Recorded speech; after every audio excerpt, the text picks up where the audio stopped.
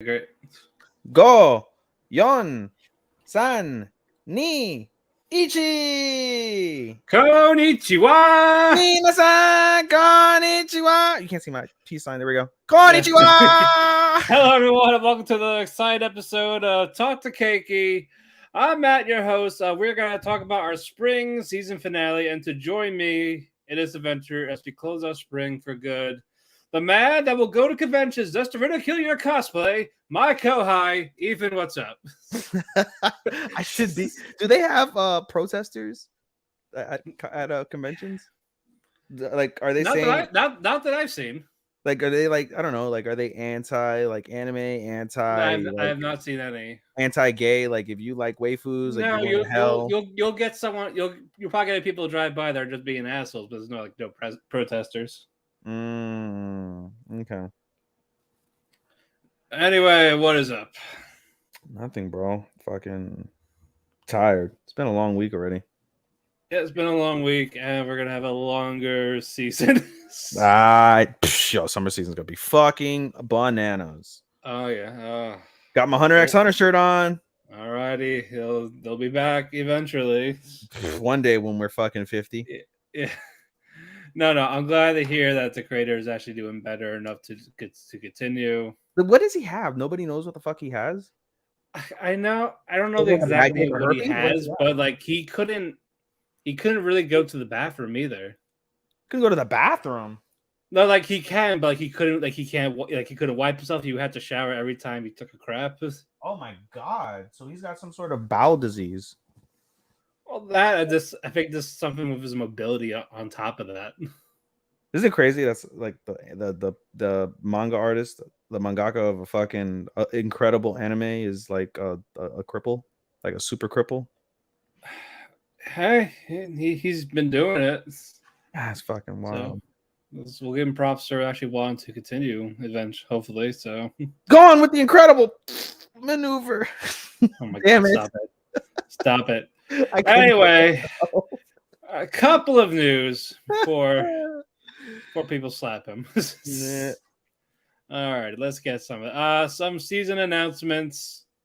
Kaguya is getting to season 4 at the finale of season 3. We're going to talk about that. Well, we don't know officially that it's a fucking season. It could be a movie. It's definitely a season. It could be a movie. It's that a movie will not end this. Trust me. No, it's not ending, but they could do a movie. They could do a movie. So, how many seasons do you anticipate? 3 more? 2 more. 2 more. Yes. Okay, I guess because I don't know. I think a movie would be great. Definitely, I think we'll definitely get 2 more. And speaking of the manga, is ending in about 3 months. 14 more chapters. That's crazy. Yeah, so I am all in for the ride. Let us go. I'm dying to know who you said has sex. Like I'm dying. Don't tell me, but I'm like, I want to know. So Fox. That's all right. Anyway, let's move on. The manga about the movement of the Earth is getting an anime adaptation. Who else is? Oh, I forgot another season. Data Live for you fans out there. We're getting a season 5. Yes. So congrats to you guys. You're still going. Original anime, Akiba Maid War. It's exactly as it sounds. Okay. Yep. So good job for people that are going to watch that. I'll think about it. More Knights of the Zodiac, Saint Seiya is getting a season 2 in July 22. I have not seen the newer Saint Seiya, so I don't know how that is. I know it's on Netflix. I love the old ones. All right. This manga, The Tale of the Outcast, is getting at TV anime adaptation. Looks cool from the poster, but we'll see what happens. And one more for the Don't Toy Me, Miss Nagatoro. Congrats. We got an official date for season 2 in winter 23. As Ethan types away menacingly. My bad. No, I was Israel Adesanya and Sean Strickland are roasting the shit out of each other. I was saying I gotta see the whole thing later. LOL. Cringe AF. Yeah, I know Nagatoro. It'll be great. What's it called? Looking forward to it. If you guys, especially if you guys like abuse in any way, shape, or form, that's the anime for you. Yeah, she will top you. Oh yeah. No, she's one of those girls that like, she's like a piece of shit, like a bitch. But then like in the bedroom, she probably is one of those that No, like I think she would dominate. definitely dominate bully you, especially if you're that masochist. I think Senpai would like lose his shit. Like there would be something that like snaps and he would just fucking like destroy that pussy. Oh, he would not. He would get pegged. No, he is not fucking what's his dick. No, He's not what's it called? Yui. Not Yui. Izumi. Izumi. He's not Izumi. Hey, he gets credit for the last episode. He definitely gets pegged far more than Senpai would get pegged.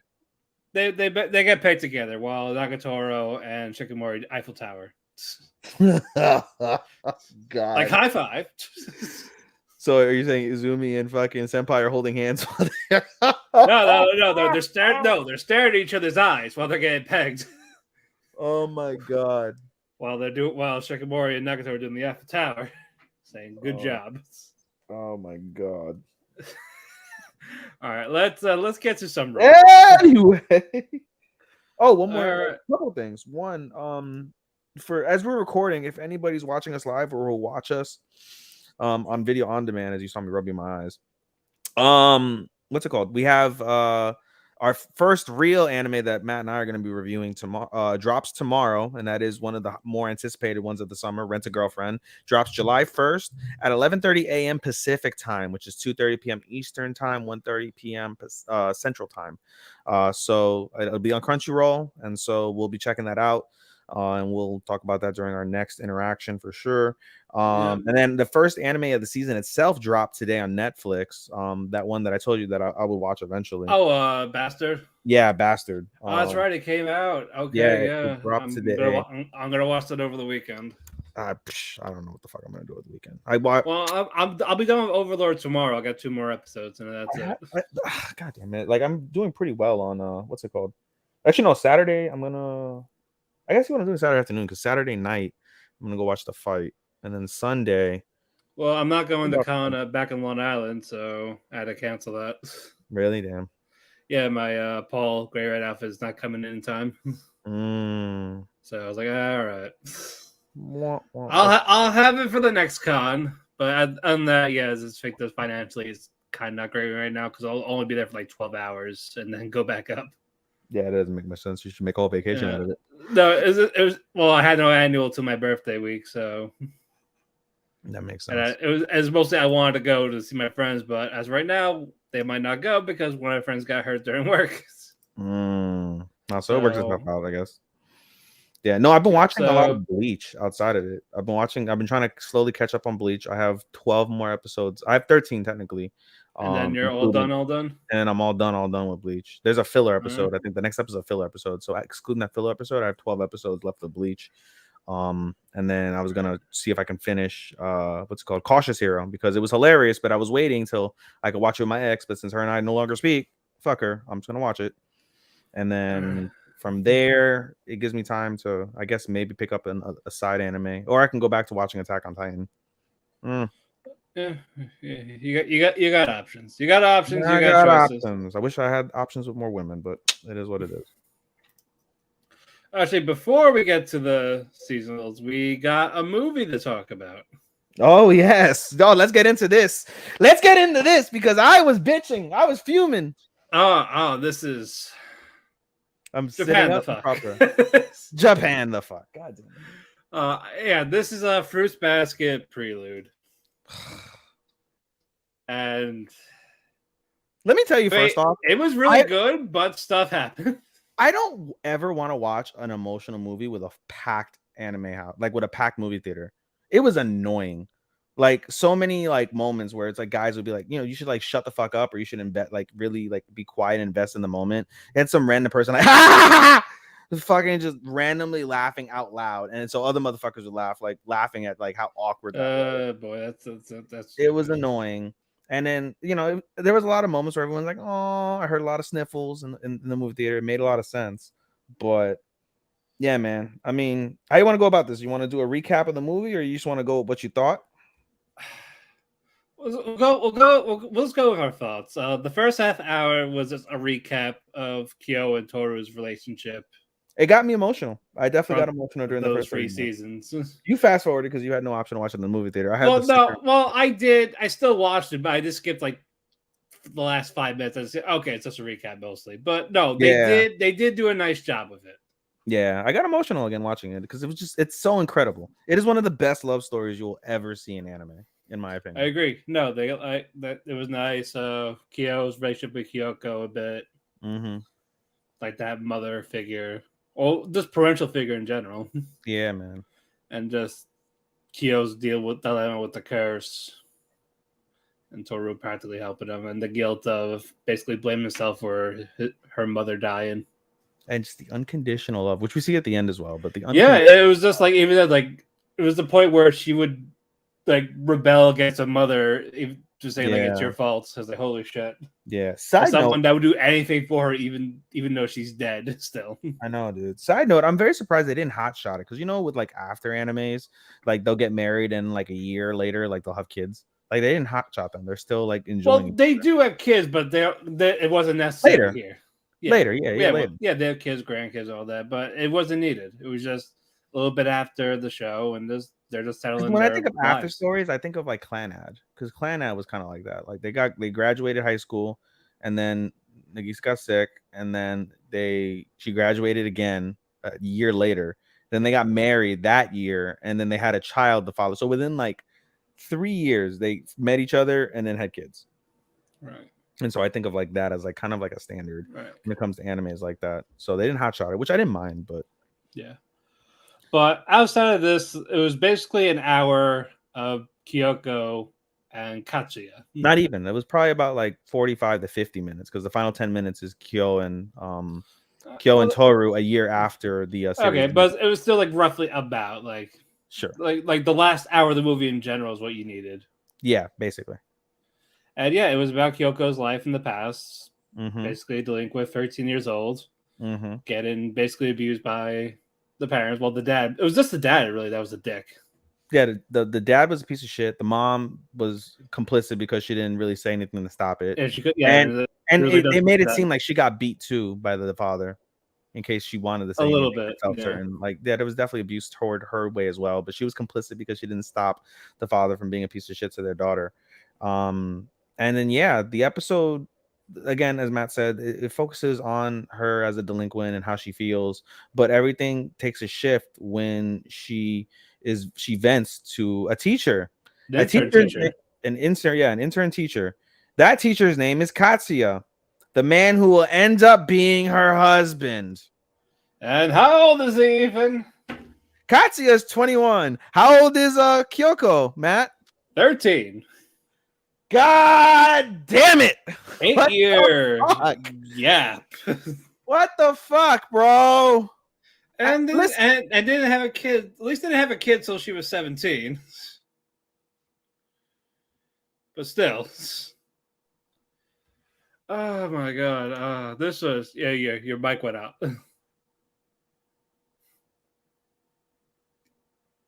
Fuck, never mind. All right, now we're going. Because your mic went out again. Now you got me. I got you. A Facebook comment. Who's this? What is this? Someone just waving. Someone's waving. What's up, whoever's watching on Facebook?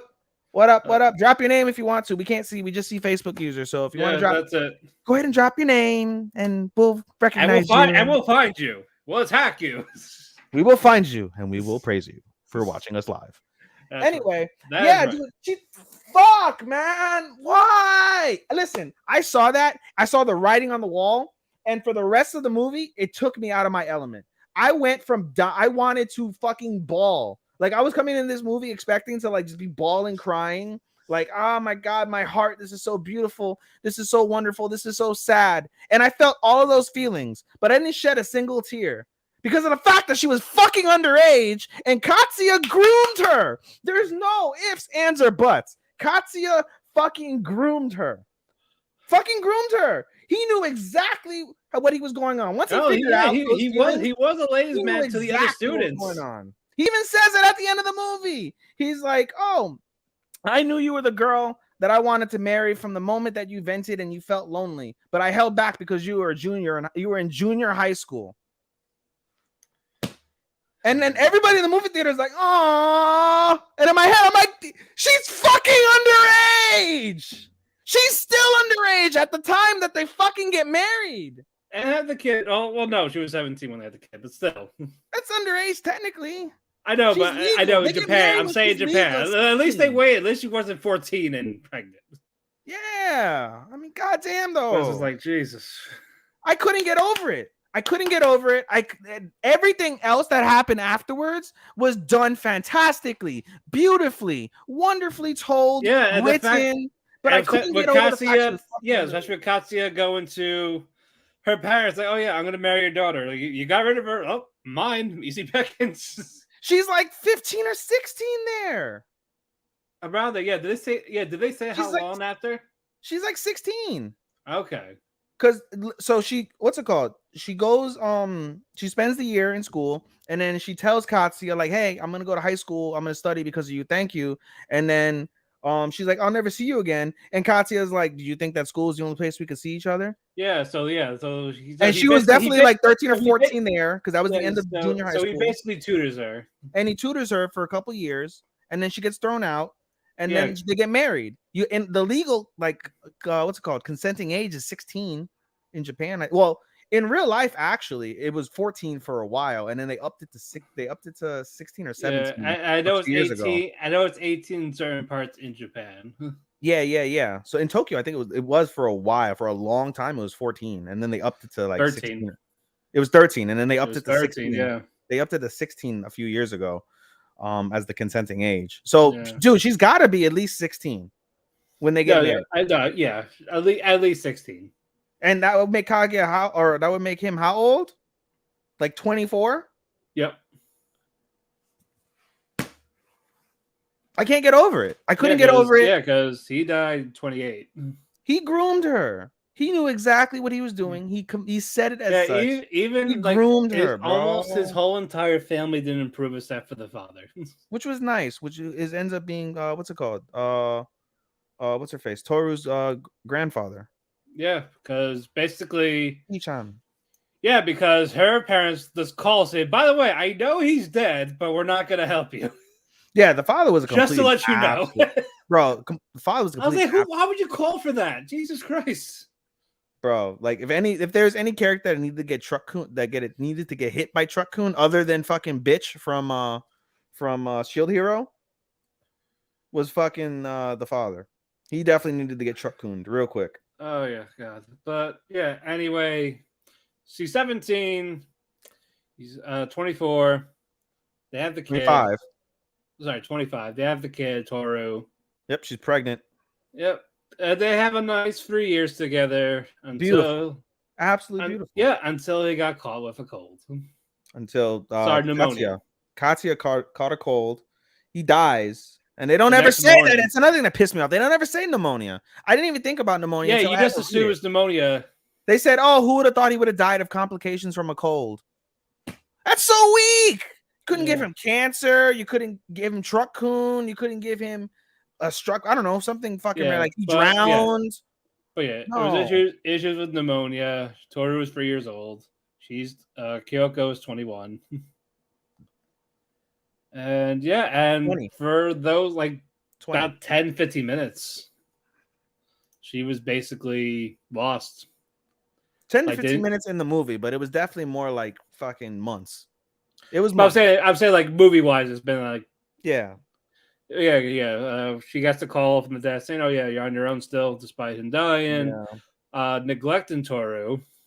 Not on purpose, but she's just she was just lost. Yeah, and then she's so distraught because of the one person. And I appreciated the value of it. And I was going to talk about it in a little bit, but just I appreciated the sentiment of, you were a lost soul and you found your ray of shining light, and just as quickly as you found him, he's gone. And so I understood that principle of what they were trying to say, and it drove her to madness. She was about to literally she commit watched suicide. she watched something on TV about someone losing a husband, and that just like Yeah. turned TV off, saying, "I'm out." I want to see my husband. Let's go fucking see my husband. And so she walks her ass to a pier, and as she's leaning over, she hears a child talking to its mother, saying, "Casa, mite." And that stops her, and then she realizes, "Oh shit, I have a daughter." I have a daughter. Her name is Toru. Toru. Yeah, Toru! and then she starts running back to the apartment, and she's right there. And it was very emotional. I wanted to cry so bad, and I just couldn't. That whole thing with Katya took me so out of my element. I couldn't enjoy it anymore. And my normal me would have fucking bawled. Like if I would have seen that like during it without knowing Katsuya's like story, and I would have seen that during when I was watching Fruits Basket, I would have bawled like a motherfucker. I know it. But after seeing the Katsuya thing, it took me out. Yeah. It took me completely out, dude. Yeah, and then we get to a little bit. Then we get to after. You see Toru having groceries. She sees Kyo, walks up to him, and then they start talking normally. Like, oh yeah, I got this for all my hard work. Kyo says the same thing. It's about this has been a year. This is the first summer together, but it's been like a year already since they became official. Yeah, they moved back out to the ocean because before Toru used to live by the ocean, and they had moved back to the ocean. Yeah, because that was what they did right before the apartment. Yeah.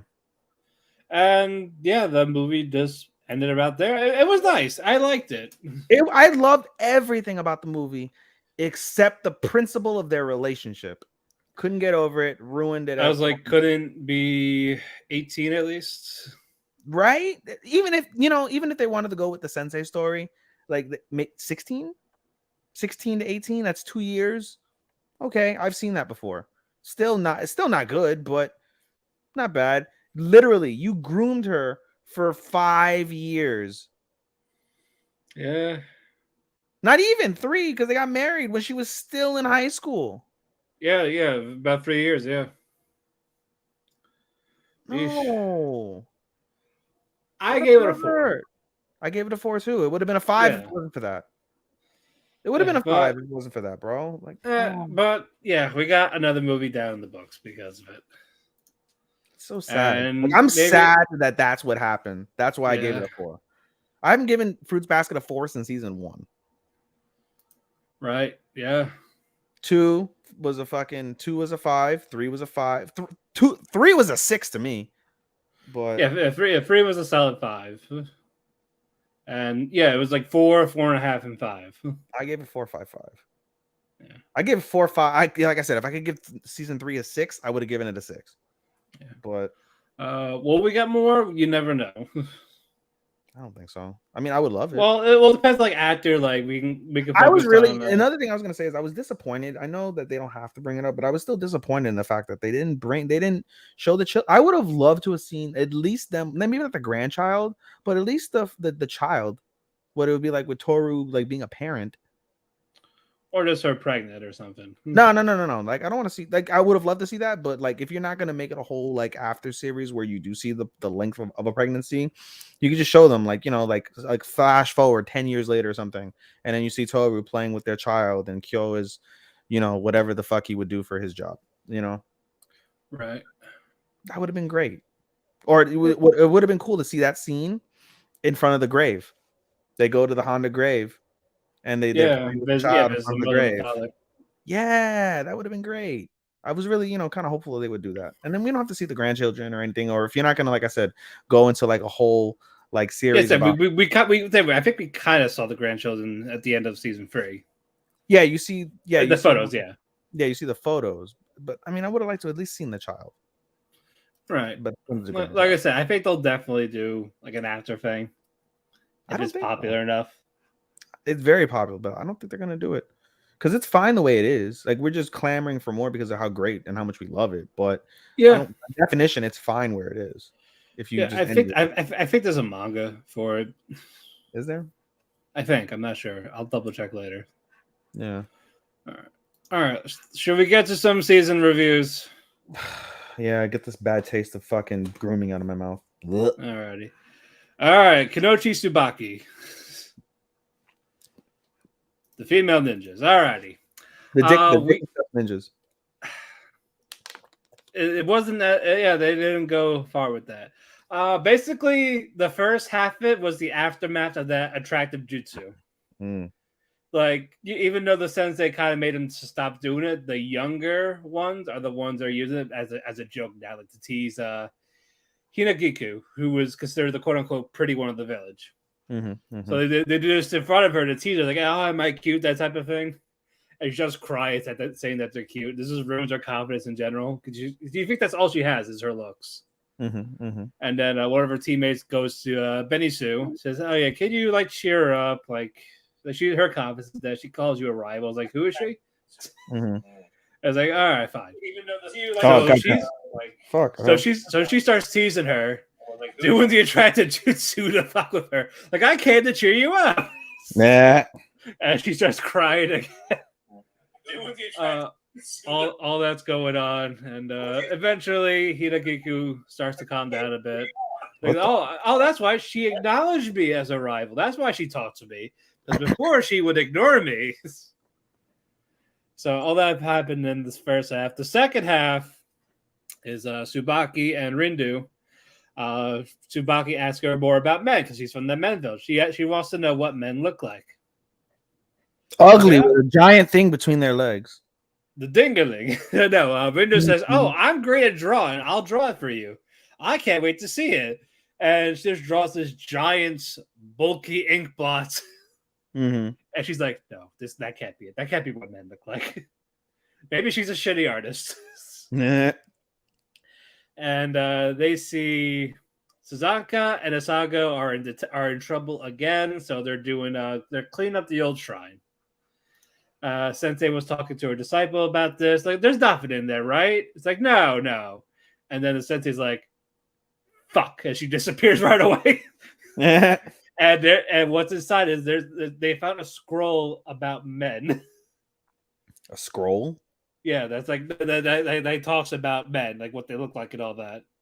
And Tsubaki sees it, so she takes it away from them. Like, "Nope, we're not opening this. I'm going to give it back to her. Oh, don't you want to see? Like, we're not allowed to open it. But what if you like slipped and it opened? It's an accident. Accidents happen." And she's like, "No, fuck this. I'm leaving. I'm going." And she runs out, and she's really debated on taking a peek. She probably chooses not to, but Sensei's right behind her. "Oh, you found something?" She dropped it, and the scroll opened. And it's a chimpo. Nope, it's well, Ethan gets muted again. Mute button and all this time. Son of a bitch! It was an ink blot, a giant, bulky ink blot. So she thought Rindu was telling the truth. But what really happened is that was Sensei scroll she was drawing. She was drawing someone, a man fishing by the lake. Dude, it was a giant ink blob because of the fact that that's the censorship for a chimpo. Yeah, but maybe, but no. We get a flashback of Sensei younger. She was sitting in the tree, like drawing the guy fishing. But since he caught her, he like scribbled it out. That's why it looked like that. So that's what happened with that. And we get an after credit. Sensei and Konoha, they're going to another village to get her back checked out because she has a very terrible back. So she tells Tsubaki to watch over the village. And they're like, "Oh, nothing bad's gonna happen." Of course not. And you see a giant chimpo man. No, you see a giant man walking in the woods. So they're gonna see this monster. You know, I think they're gonna fight it in the finale. I would love a rated X version of this. Like, I don't want to see the girls get fucked because then that's lolicon shit, and that's not good. Yeah, I would love to see like more incorporation of chimpo in this as in a funny way. I don't know. I think like I could find humor in that. Yeah. As long as you don't see the little girls have sex, then you're good. As long as it's just like fucking like you know, instead of like a flying fucking kunoichi knife, it's like, oh, it's a chimpo. But all right, this is my last one. Summertime Render. Holy shit! You only spent like 5 minutes on that. Yeah. People are getting fucked now. Like literal fuck or like fucked as in death? No, like stuff happened again. Okay, shit's going down. All right. So Shinpei, Ushio, and So they see these giant shadow babies. They're retreating. Like they're not doing well. and Ushio, her arm is still badly injured, so she's getting weaker. And if you're that really weak, you could die a lot easier. And then we go to the surface. We see Mio seeing the shadow of the little girl, and Officer Tetsu bumps into Mio. And they're saying Shinpei's in the sewer. And Tetsu's like, I'm not gonna go down there. It's a sewer. It's smelly. I got a date with my wife. So Mio's like, man, for the only cop, you're kind of a pussy. But if you came down with me, you would be a hero and all that. It's like, and immediately he's like, already on the letter, like, we're going down there. It's like, what the fuck, guys? So all that's going on, and Mio's like, I'll even tell her how great you are and all that. That's why you're late. You can take a shower later. And then we get to Hizuru and Ginjiro, the two assassin people that want to kill the shadows. And now they're also down the sewer. Sewer party. Yeah, so they're getting this bad vibe from them, and then you're gonna find out why in a minute. But first, Shinpei, Ushio, and So are cornered, and guess who pops up? So's sister, Tokyo. And yeah, Shinpei tries to shoot the shadow. It doesn't work. I'm sorry. If you name someone Tokyo, I feel like you have to have. Tokiko. Sorry, I said it fast. Oh, Tokiko. Oh, okay, I was gonna say like if you name someone Tokyo, I was like, where's Kyoto? Where's But no, Osaka. Shinpei shoots a shadow, thinking they'll kill it, but no, it's herself. She's not a shadow. She knows about the shadows, and she's working with them. And so is his dad. Ooh. While So doesn't know. Ooh. So I was like, fuck. Rip. So all that is going on, and she's like, we're going to take you somewhere. Like, because they consider Ushio a defective shadow because she's helping out the humans. So first they're like, come with me. And then we go back to Hizuru and Ginjiro. So they're getting ready to fight. They see the little girl shadow there. And they see this giant shadow that kind of killed everyone a few episodes ago. He shot the old man. Rip. Like, he's down. I think he's gone. And then Hizuru, she's trying to shoot him. It's not working. She runs away. She gets shot in the back. And then they're like, should you go check on him? Like, no, I shot him in the liver. He's gonna be dead sooner rather than later. So they're fucked already. Fucked. Yeah, and then we go back to Shinpei, Ushio, and So, and they who they see at the end of the shrine. It's Haine, the girl that's called Mother that Shinpei has her eye that does the time travel, and that's where the episode ended. So we're gonna know more about these shadows at the end of the first half. It came out today, but it's not up yet. But goddamn. So I'm not sure if Shinpei's going to kill himself to jump back because two people are probably considered dead. Their fate is unknown right now. Damn. But yeah, great stuff. Yeah, that's it for me. Wow, that's a miracle. Yeah, they're all done last week. I'll be damned. Oh, now I'm having a conversation. Fuck, I'm about to post something. All right, I'll have to remember to go back later. All right, let me go to my list. I only have 2 anyway. But still, I always have to go to the list. We got Dawn and Boruto. Okay. I just realized I have to delete most of this list. We should have done this last week and we completely forgot. Right.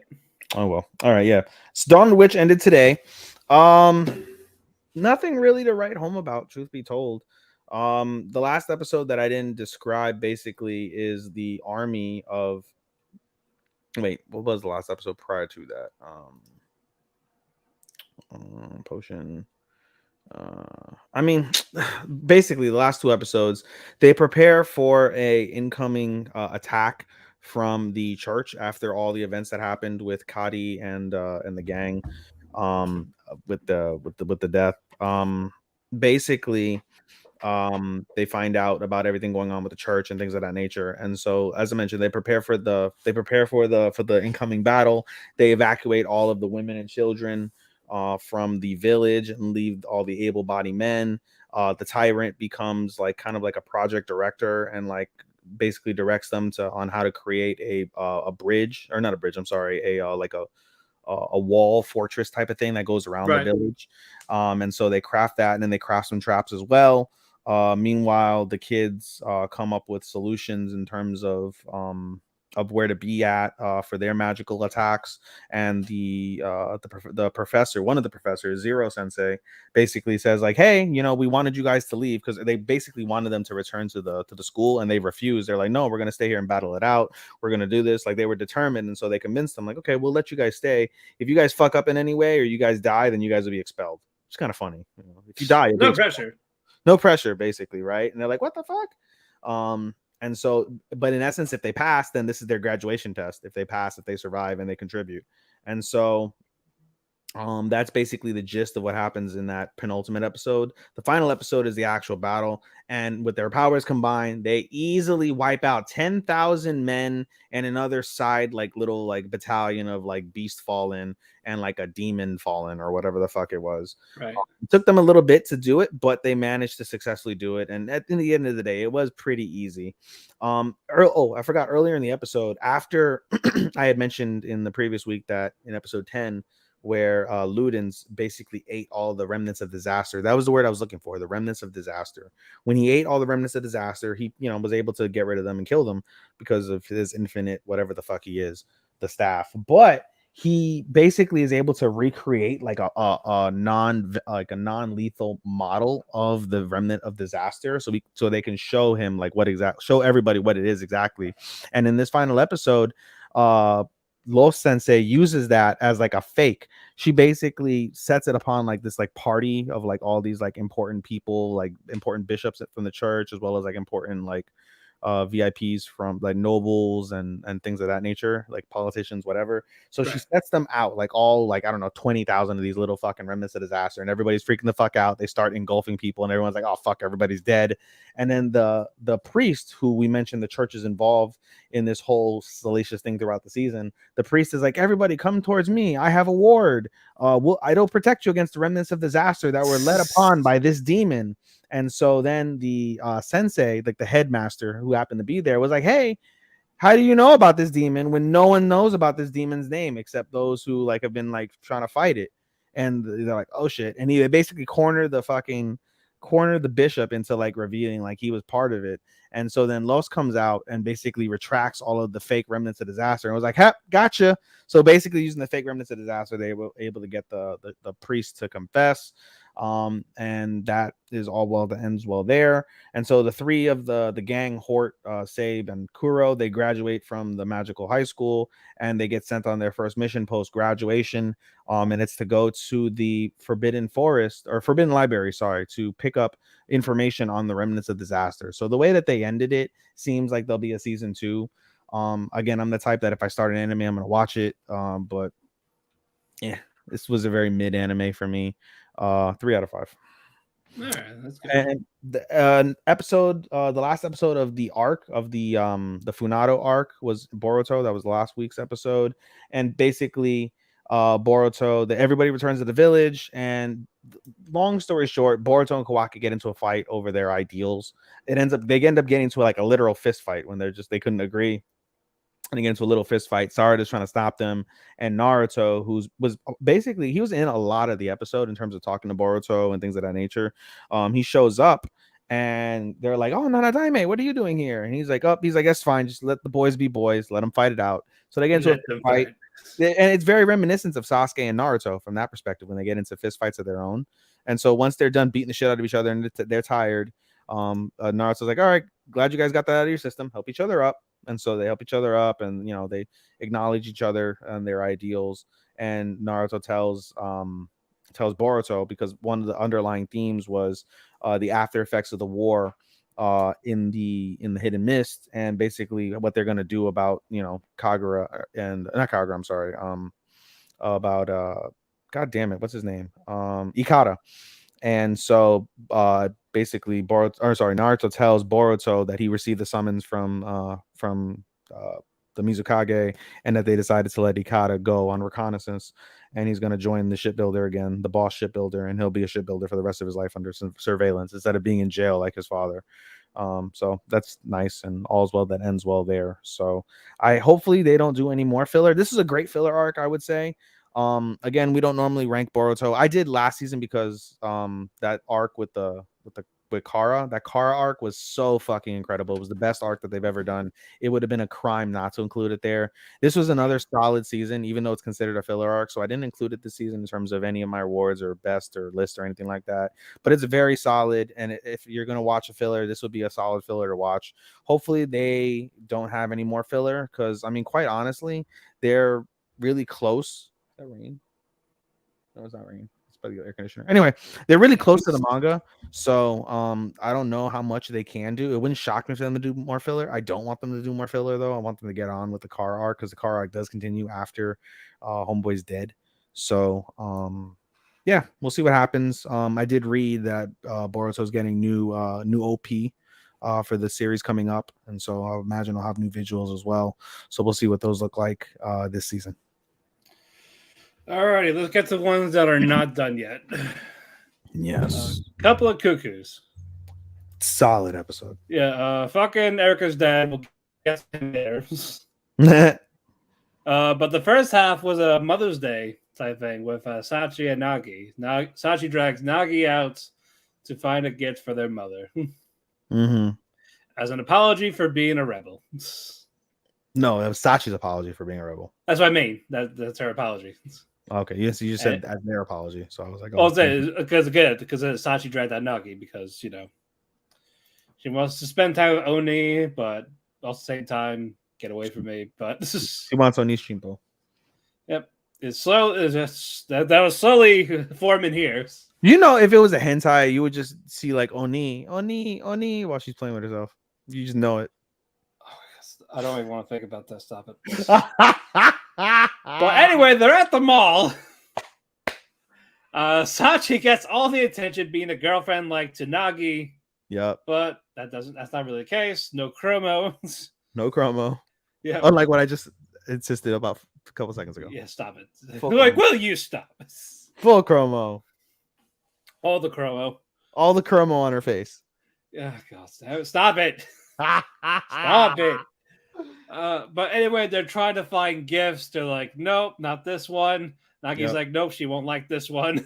Yep. And they're all conventional gifts like you would normally give your mother, but their mother's quite quirky. Yeah, and she was a former delinquent, so she could fucking beat your ass. So she still wanted to. Yep. Hell, she wanted to fight Erica in the second episode. Well, at least she's not as bad as Kyoko. No. Eventually, like, oh yeah, what about the drawing? Like, you can always draw something. No, that was my drawing, but I thought that was mine. No, they were both up there. Yeah, and what did we draw our mother in? Weird, no, in an apron while having these weird faces. The apron. Yeah, like I saw one 10 stores ago where you said no. And they go and they buy their mother a custom apron. Yep, and then the father brings it in saying, "Oh, they got your Mother's Day gifts. Like they got one for me." They're like, but no. That was cute though. That was a cute moment. That first half is cute, and then I love their parents. Like their parents are really like cool parents. Exactly. Now we go to Erica. She found the great invention of instant noodles. Yes, cup ramen. Cup of ramen.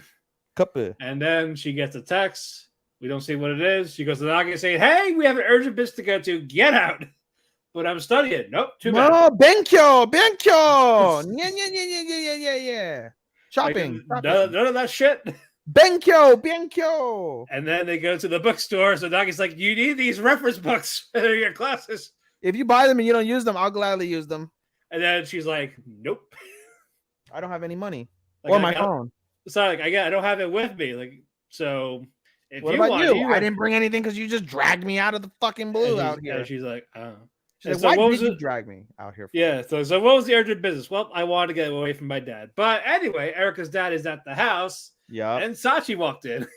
Tadaima, burglar! Yeah, she follows the burglar. Like, no. I just want to talk. No, I'm the owner. I can buy you. He kind of did. He kind of did.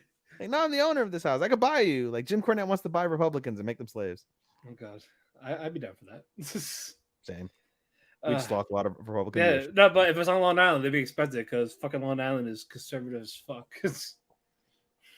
Glad I left, but I'm sure you are. But yeah, he was talking to Sachi. He wanted to know more about Naki and Erika's relationship, so he thanks her by taking her out to dinner. Yes, and a really expensive dinner at that. Yeah, and she's like, not cup noodles. No, and apparently Sachi's like this foodie that no one's heard of. I mean, yeah, but you could tell she's kind of a foodie. Yeah. So while it's going on, she's talking about how different they are, but at the same time makes them similar. No, so you skipped that. So the father basically took her out as a thank you, but basically to kind of bribe her too. And so she asked, like, how are Nagi and Erika? And she freezes up before she starts having this talk that Matthew says. She freezes and she's like, oh, they're fine. And then the father's like, oh, but you don't look like you like that they're fine. And they're like, no, it's not that. And then, as Matt said, they start kind of is that. Yes. And then they go into, she goes into further detail about how they're opposites, but you know, before that though, Nagi shows Erika how poor people have fun. Yes. How they have fun sliding down a hill. On a cardboard box. That is fun. I'm sure it's fun, yeah. Oh yeah. So I was going like that. That was faster than expected. She's like, I want to go again. She's like, no, we're going faster as a kid. No, yeah. Moto. Yeah. That was going on. So yeah, Sachi doesn't like it because she wants Nagi. So yeah, but also that ends well because now Sachi is the father's informant and she gets chocolate as a reward, specialty chocolate that you can't get, and a present. The presento is the chocolate. Oh, it was a chocolate. Okay. The presento is it was chocolate or cake that it was like from like a store that they have that's like super duper or long. bakery, I think. Yeah, bakery, and the father's like, oh, we have a branch just like in our hotel. Like, just go anytime. Yeah. And so all that happens, and now we get to the what the fuck. Yes, the father is at the office. He's grabbing some stuff. The guy is one of the employers coming in. He's like, boss, we're off today. Like, no, I came to get some stuff, and he starts like, "Have you ever?" He's like, oh yeah, boss, you're in a good mood lately. Yeah, I'm in a good mood, but say, you ever heard of these things called cuckoo eggs? And then you look at the picture. He's been staring at a family picture, and what do you see in the family picture, Matt? Nagi and Erika and their original parents. Nani? So like he knew the whole time. Nani? Yep, Nani the fuck. Good episode. Really good episode. Fantastic episode. Yeah. Again, we're not rating it till summer, but it probably would. If you were, for shits and giggles, if you were to rate it, what would you rate it? Right now, probably. I'm like a 3.75, so close to a 4. I'm at a 4, for sure. Yeah, I'm at a 4. So let me ask you this: for shits and giggles, where would you put that in your top 10? I would put it where Requiem would be if we were not counted on our list. So I'm not telling the number. I'm saying I would have replaced Requiem with that. I would replace Shikamori with that. Okay. Yeah. Stay tuned, by the way, for our list later on in the episode. We will get to that in an hour or so. Much more here at Talk the Kēki. All right. Speaking of Shikamori, let's go with Shikamori. Shikimori-san. This is a character development. This is a nice episode. This is one again. Like Shikimori is really growing on me because of how heartfelt a couple of these episodes really are. Yeah. You know. What you call it? Hachimitsu. It was basically her episode. It was. But yeah. There is time since the cultural festival is done. It's time for the athletic festival. Mm-hmm. And one of them is like a mixed relay race. Mm-hmm. And of course, Izumi is the first one. Mm-hmm. He didn't want it. Mm-hmm. And neither did Hachimitsu.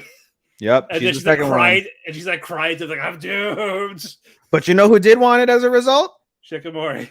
And so since the three of them are there, Nekozaki's like, I might as well do it with you guys. And the students call Shikamori creepy. Is like, is she that overprotective? Yeah, and they're like, oh, and then the teacher's like, oh, it figures the 4 of you. And eventually Nekozaki gets it, and then Inuzuka gets it, and then Izumi's happy. She's like, what the fuck? You weren't happy for me when I got on. Kill you. So because of this, they start training for the relay race. They know how to divide it up because Hachimitsu is the slower runner, and Izumi with the bad luck. Yes. And so it kind of went well, but the stuff happened. Hachimitsu was slow, and Izumi was covered in bruises. Yes. And Shikamori, Shu, And Nekozaki, they had their own thing. They're part of another event, so they're going to go take care of that. Yep. So Izumi and Hachimitsu, they decided, let's keep practicing a little longer. Yep. And yeah, they apparently have been getting better. Yep. It took them a while. They practiced the entire time, and then like in the middle of the night. It led to, and it really led to the first wholesome moment of the show where Hatsumitsu is like, I'm not necessarily. She mentioned she's like, I'm not necessarily training for you. I'm training for me because she's a shut-in type. She's not the athletic type. Yeah. But she made a point though. She's like, why are you gonna run? She made it like why you shouldn't run, and I was like, I'm totally convinced. Why should you run? Yeah. Yeah, unless you are unless that's your thing, why? Why? And I'm like, yeah, it makes total sense. But yeah, it's just more of having fun with your friends, stuff like a memory for you guys to do, for everyone to do together. That's really it. Together forever. Together. But we go to the morning. First Hachimitsu, she was like she has no energy. She's like after last night with the practicing. Yep. But she talks about I hope we win. Like she was like wishing good luck. Mm-hmm. What was the first event? Like a beanbag tossing or some shit. I thought it was Izumi and Shu's thing with the chicken kind of night. Like one was the knight, the other one was the horse. Like they're carrying the other guy. Oh, like the 3-legged race kind of sort of. Not a race. Yeah, it was like something like a horse. Where it was like a four. Yeah, it was like a 5-man race. It's like chicken without the pool. I thought of it as like the horse, where you have one guy's the legs, one guy's the foot, and you have to walk in unison. So they basically was like that. It was like I think it was like 4 or 5 people. Yeah, it was like 5 people. So basically, Inu was the head. Shikamori was one of the legs, and there were 2 other guys that were legs. No, Shikamori wasn't. It was just it was a guy thing. Not Shikamori, sorry. So it was just Shu and Izumi. Izumi, yeah. And they lost. And they lost bad because of Izumi. Of course. And then we get the beanbag toss. A lot of them they're not getting it. It's too high up. But Hachimitsu is like, shoot. And they go in, but I think she lost because she ran out of energy. Halfway through. Yeah, she didn't win. Yeah, she said that she was really well. She was second. Yeah, she was second. Yeah. And then and now we go to the race. The main event of the evening. Yeah. Nekozaki is the one that starts it off. Yep. So she does it. She does her thing well. Hachimitsu does it. She starts running. She's running as hard and as fast as she can. Yeah, she was doing great. She was in the middle. She wasn't last or anything. Yep. She tripped. And she stays there for a bit. And they're like, oh, you can do it. Izumi's cheering her on. Yeah, she wanted to quit, but then after hearing everybody's cheers, she got up with her scraped knee and she ran over to Izumi. And Izumi starts running. And Izumi loses a shoe. But he stands up. He didn't fall. He stays on his feet by kicking his other shoe off. And he said, fuck it. And he said, fuck it. And he made it there. And they're still in last place because of the fall that Hachimitsu had. He caught it. No, that's right. He was still last. And then he was still last, but he didn't lose any more ground. That was the key. He didn't lose he was slowly catching up, though. He wasn't that far behind. And they gave it to Shikamori. And Shikamori made up all the ground because, of course, Shikamori is perfect. They made up all the ground. She I think she was in second place. Yeah, well, they made up all the ground. They lost, but they're still not winning. So they're in second place. It gave Shu the death glare. Yes, she. Why she run? Because my boyfriend really wants to win. She. It's like why she run? That'd be like she wants to kill me. Right. And so Inu grabs the baton and he runs like a slave trying to escape slavery. And God damn it, he did it. Hey, they ran, did they not? And he won. He won. He won.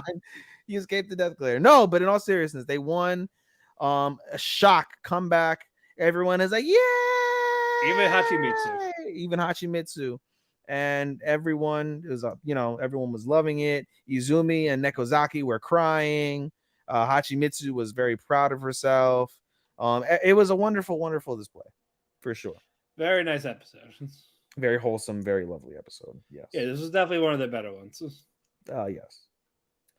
This is string of bangers, dude. Lately, moving on. Since Kamiya was first introduced, just string of bangers after banger after banger. All right, now let's get to Komi. Or can we even say no? Probably the Fireworks episode was when it really started getting good. Yeah, because that's when Izubi started growing on his own, like helping Shikimori. Firework episode, Kamiya 1, Kamiya 2. Yeah, now, and then the race.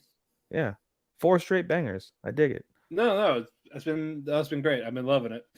Yeah, you know what sucks? I would say this: if it wasn't, it would move up 1 place for me if it had finished. I think the way it's been going with 2 episodes to go, if this series was finished, I would have moved it up another place, and it would have replaced a major anime that we'll talk about. It definitely would have moved up 1, maybe 2. Yeah.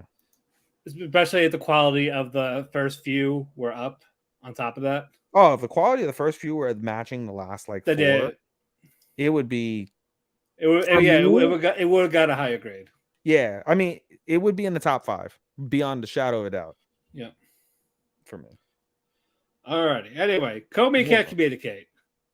Another good episode. Valentine's Day episode.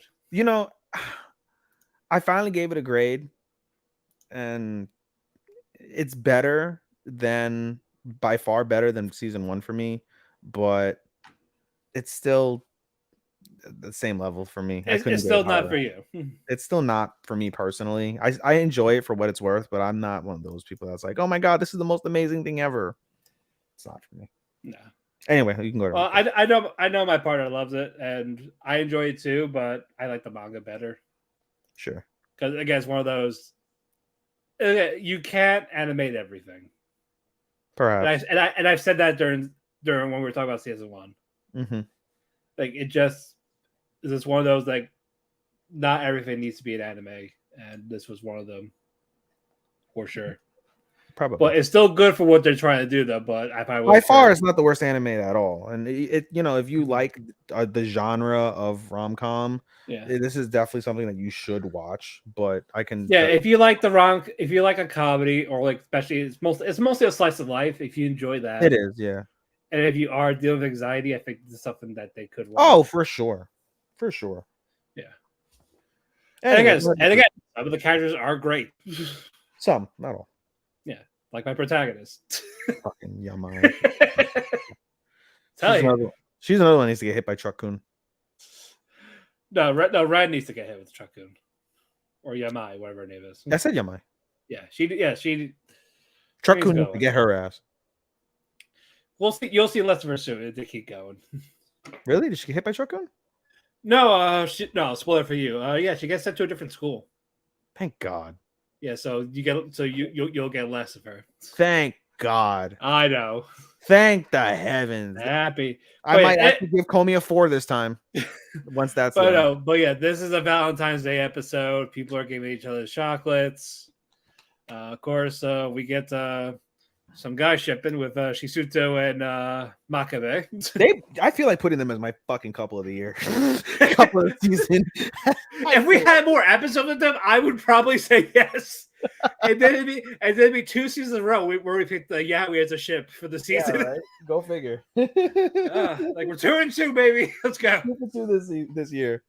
Alrighty, but yeah, people are handing out chocolates. Of course, Red's is creepy as fuck because it's all her face and different expressions. And it's even worse because she's like, "Oh, put me in your mouth, suck me, eat my face, lick me, and then we'll be joined together." Yeah. So she shuts up, but Kobe gets a shock. Was like, "Hallelujah!" Yeah, but I'm gonna do nasty things with these chocolates because also fucking poor Tadano. Yeah, like he was expecting one, but no, Kobe gave everyone chocolate except for him. And no one gave except for Makabe. Makabe is the real one, bro. Yeah, no, he's a bro, man. He's a bro. Makabe is a bro. But he calls it rival chocolate. Rival choco. But he's like, I'll give you one for White Day. He's like, your romance. That's romantic. It's like, you know what? He deserves all the praise. And you know who else got what's it called? Makabe got chocolate from someone else too. Oh, the girl. That's right. Yes, he got chocolate from his crush, the girl who's really close to Komi. Which one was it? Was it Ayame or someone else? I forget her name. Was it the girl with the glasses? Yes. Mikuni. Yeah. The girl with the glasses. Yeah. By the way, did you? We missed the part. We missed the part. I was just literally gonna say, did you skip the whole? Yeah, we skipped the chocolate making part. Yeah, you skipped the part where they made the chocolates. Yeah, Nene. I thought that was in the middle for some reason. No, it was at the beginning. Yeah. Nene invites Komi and because the two girls they want to get closer to Komi. They're like, oh, we spent all this time. It would be really weird and kind of fucked up if we don't remain friends post field trip. So they ask her like, hey, do you want to come make chocolates?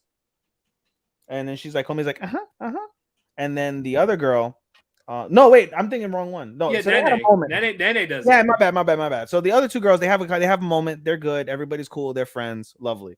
And then Nene was like, "Hey, you want to make chocolates, Komi?" And then our slow friend, Atori, she's like, "Ooh, can I come too?" Yeah, and then Nene's like to Tano, and then like Tano, you're not invited. It's a girl's night, damn it. Yeah, but you see the look that she gave Tano, like, "I'm sorry, you can't be with your girl, bro." Yeah. But he's like, oh, it's okay. He's like, I don't want to come. Like, I didn't want to come anyway. Fuck you, yeah. But they go to the house. The siblings just all the siblings like they were annoying. Yeah, one of them fucking smacked Komi. That was funny. That was hilarious. I they got further than Yamai. Sure, boy, listen, Komi, smack that ass. Again, Yamai is somewhere screaming.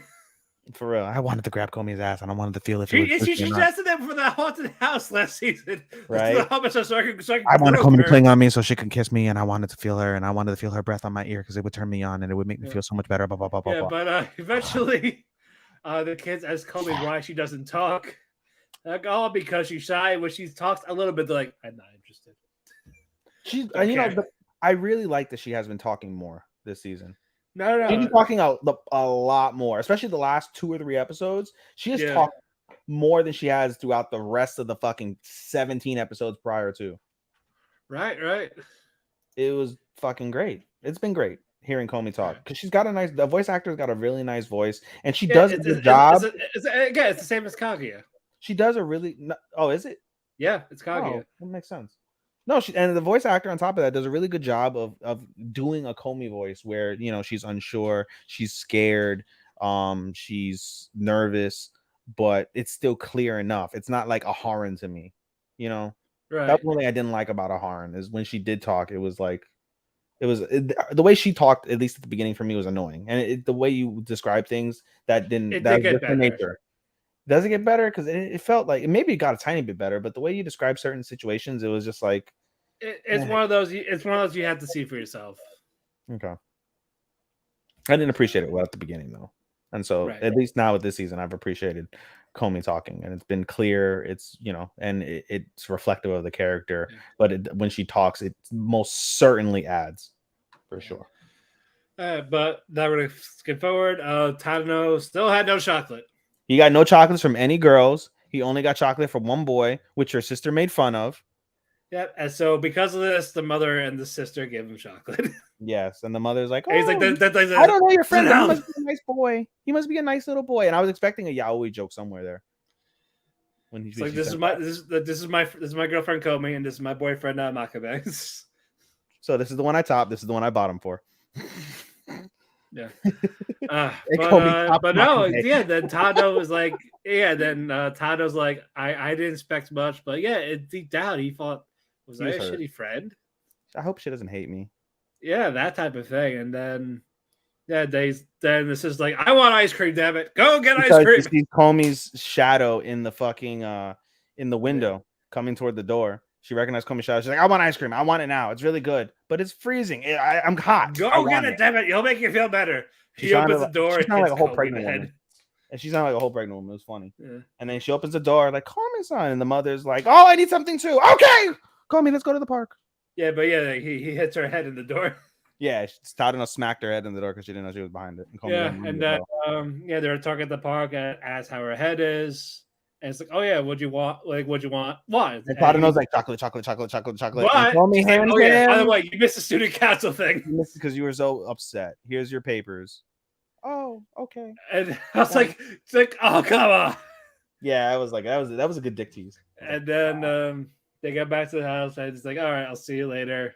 Yeah, and he starts going up to the apartment upset, but Comey turns around, runs and yells his name. Tadano. Yeah, and then he comes back. I thought you see her grabbing the notebook. I was like, no.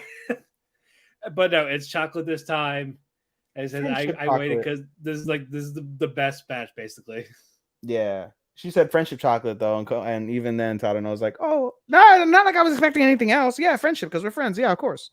But that he considered it like a date type fate, said this is the best one. Like, I cherish it. And she starts getting flustered and darts out of there. Yeah. He's like, no, wait, where you going? He's like, call me, you didn't have to. Nigga! She's out. She done. She's out. She probably would have beat fucking what's it called? Shikamori. That's how fast she ran. Yeah, but that was the end of the episode. Another cute one. It was cute. It's a solid.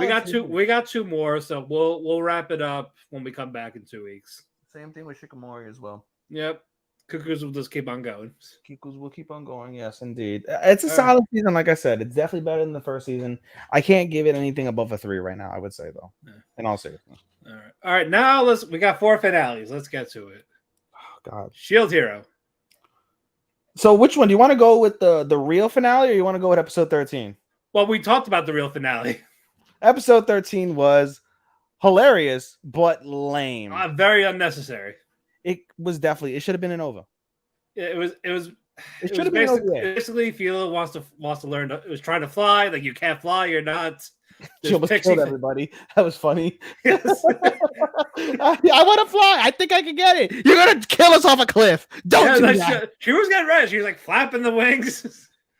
And then she's like, fine, I'll go the long way. Go the long way. And the whole premise of the episode is them remembering Ost. They're basically going home from wherever they were at. Well, first, Kizuna, Rishia, Raptalia, they gave They're Raptalia all fishing. clothes. They're fishing in their own worlds, which was nice. Yeah, but I was saying the flashback, they gave Raptalia clothes, and it's a little bit of ecchi, which is unnecessary. I didn't mind it. I didn't mind either, but it's like, is it needed though? It's not unneeded. I mean, this whole episode was unneeded. So the fact that we had it, I was like, okay, no way in hell Rishia is that curvy with the breasts with her outfit. Why are we complaining? I'm not. But still, she wants the bow here to put one in her. Hey. Yeah, and then before that flashback, further that Kizuna was a castaway with Wilson. Yes. And she was in that labyrinth fishing, all this, almost about to kill herself. Yeah, it's basically a recap. So as Matt said, they're reminiscing as both of them are fishing, as you would normally do when you fish. You talk about stories, and so the story that they talk about is Risha and Raptalia and Kizuna basically dressing her when they come over. And again, as Matt said, it gets ecchi from Kizuna's side as she's fishing with what's her name, the person from Kyo's lab, Yomogi. Yeah. Excuse me. So they are fishing together, and Kizuna tells them the story about how she was the labyrinth. Yeah, because she had asked about the labyrinth, and so it is kind of sad.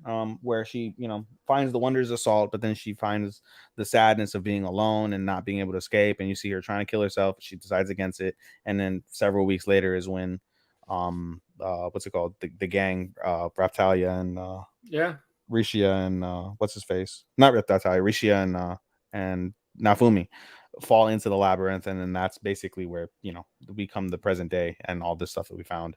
And then also as they progress on, she mentions the person that Matt just said mentions about her last wonderful moment with Kyo before Kyo officially went over to Tortoise World to his glasses are missing type of thing. Yeah, it was a cute little story about him trying to tear up his lab looking for his glasses. And so he's like, you could have told me the whole time. Yeah, if we're being completely objective, besides the fact that I agree it was unnecessary, I understood it from the aspect of, you do this when you're you have these thoughts, A, when you fish, B, when you're in mourning. And the episode focuses, and that's the name of the title, offering flowers in remembrance, I believe it is. And so the second half of that is where that falls into play, where they're on their way to give flowers to Ost in the battlefield. And there's another etchy moment with. Then we had the flashback of Ost trying to groom Philo and Natalia for Naofumi. Yeah, trying to and then fucking Risha knows exactly what they're talking about, and they're like, "What's that?" And like, "Oh, you want me to mate with Koshijin-sama? Mate?" Yeah, Philo's like, Philo got it right away while Natalia didn't. Coño. Yeah, Ratalia's like, "You do what with it?" And then Philo's like, "Oh, it's baited." What? Yeah, what's the big deal? It was funny. Again, I enjoyed the episode, but I completely agree. This was horribly placed. It should have been an OVA. It should have been somewhere random. Or somewhere in the middle. Somewhere in the middle, yeah. It was not necessary. The last episode should have been the actual finale. It should have been 100%. And the episode basically ends. They end up at the battlefield site. Naofumi tosses a bouquet of flowers into the canyon. The credits play. The music plays. As he turns around, he sees Ost waving goodbye. And Naofumi gets briefly emotional and then waves off. Ost like, "Yep, matane, later." And that's where the episode ends. I gave it the announcement that they'll be back. Yeah, we knew that. But we knew that going into it already. Yep. But it was a 3. Yes, it was a 3. Low bar 3. It was like a 3.25 max. I just gave it just a solid 3. I gave it a 3 because I can't give it anything else. But if we're gonna go by points, it's a 3.25 at the max. It's a 3. Yeah. Again, very weak. Again, even if the creator of this, he even hated that arc, it's bad. Yep. And unfortunately, it's lost a couple fans, and they won't get back. But hey, we'll see what happens in season 3. Yep.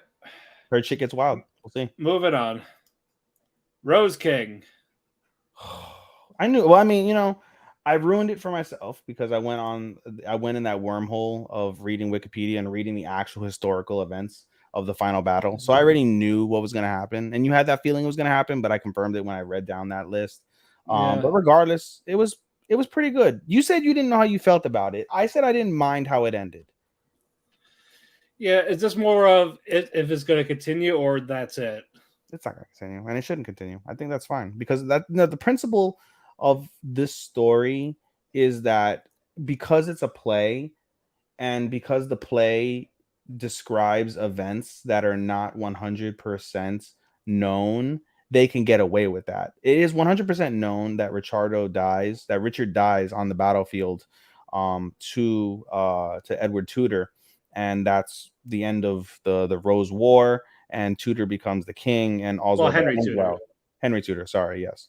Too many Henrys. I know. And so it's a definitive fact, but because there are so many other different aspects of the historical context that are played out in the play that have been twisted, it's okay that they left it open-ended like this. Like, for example, no one definitively knows if in real life if Richard's brother George, if he really did die in a barrel of wine. That's a rumor that supposedly that really did happen, and so they played it out in the film. Another thing that is rumored is no one knows what happens to Edward 5 and 6, Edward's kids. Nobody really knows. They just die. They just disappear out of nowhere, and so they show like the events of how they disappeared. And again, it's open-ended. The third sequence in question is Richard's son, Edward. No one knows officially, according to historical context, no one knows how he died. He just dies out of the blue. In this series, they say he's dead, but he's moved on somewhere to France, I believe, to live a normal life of not being a king. And so there's many aspects of the film that allow you to, and another thing, I should say, a fourth aspect, which is one of the key aspects as a whole, with the film itself, you're allowed with the play itself, you're allowed open-endedness in terms of where it begins. The actual play, the actual Shakespearean play, it picks up where Edward is already Edward IV is already the king, and Richard is the growing brother underneath him, versus the play here where it opens as their childhood, which allows them to establish the idea of Ricciardo being multi-sex and being the bastard of someone else's child, and not Edward the third, or sorry, Richard the second at that point.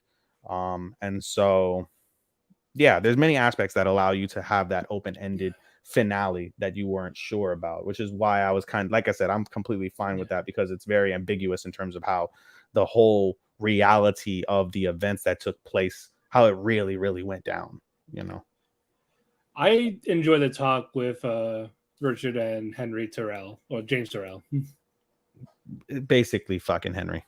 Yeah. King basically, they both they don't know name. They think run away, give up the throne because they lost it. They both lost everything. It's an irony. It's definitely an irony that they were the first people to find each other amongst their despair, and they're the final people to meet amongst the despair of the throne. Amongst the despair of the throne. Yep. And all these men that had the world. He offers Richard that come with me type thing. Yeah. But he said no. That's another thing that's also very ambiguous with Henry, is the fact that in real life he dies of insanity. He does die in real life of insanity, and they play that out somewhat with the play itself and with the anime itself. Except in this instance, he lives, and he's still kind of insane. He's for sure insane, but it's a catalyst. It's not his death. It's not his demise. It is his demise, but at the same time, it in the show itself, it's a catalyst that projects him to be a savior in the end, throughout all the loss and the destruction in his past and in his surroundings, which is very unique as well. So Henry offers friendship to Richard. And he actually says yes to it. And when Richard goes back, he's like, now Henry says it'll be easier now to kill you. And you see him put his hand in some black water, which we'll talk about later. Yeah, we'll talk about that later. But also now Richard is coughing. Yes, coughing blood, because he's.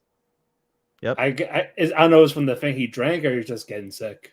No, I think he caught tuberculosis from his wife. Okay. Yeah, and then he talked to Kate. He said the sickness. What? He said it's sickness. Yeah. Abortion isn't a sickness. It's just a choice. But I don't know, it could be a poison in there for him, slowly killing him, or perhaps Jane the Witch killed Edward. Yeah, exactly. That's what I was thinking. Right. But no, Catesby tells him he should retreat, you don't need to be here. And then Richard actually talked about I'm staying, but you've done everything for me. How can I repay you? And don't say serving me all that. What do you really want? And Catesby says he wanted Richard to live, actually live a life. And Richard tells him he's sorry. And you see Catesby crying. Yeah, and you get a little flashback of why Catesby means so much to him. He's the only one that gave Richard comfort when they were kids. And why we've seen throughout why Richard means so much to Catesby, because of how close they are, the fact that they bonded. And again, we made jokes about how Catesby might have been able to fuck Richard and shit, but it was truly an admiration for a younger sibling or someone that he and something because again he looked out for it when no one else did.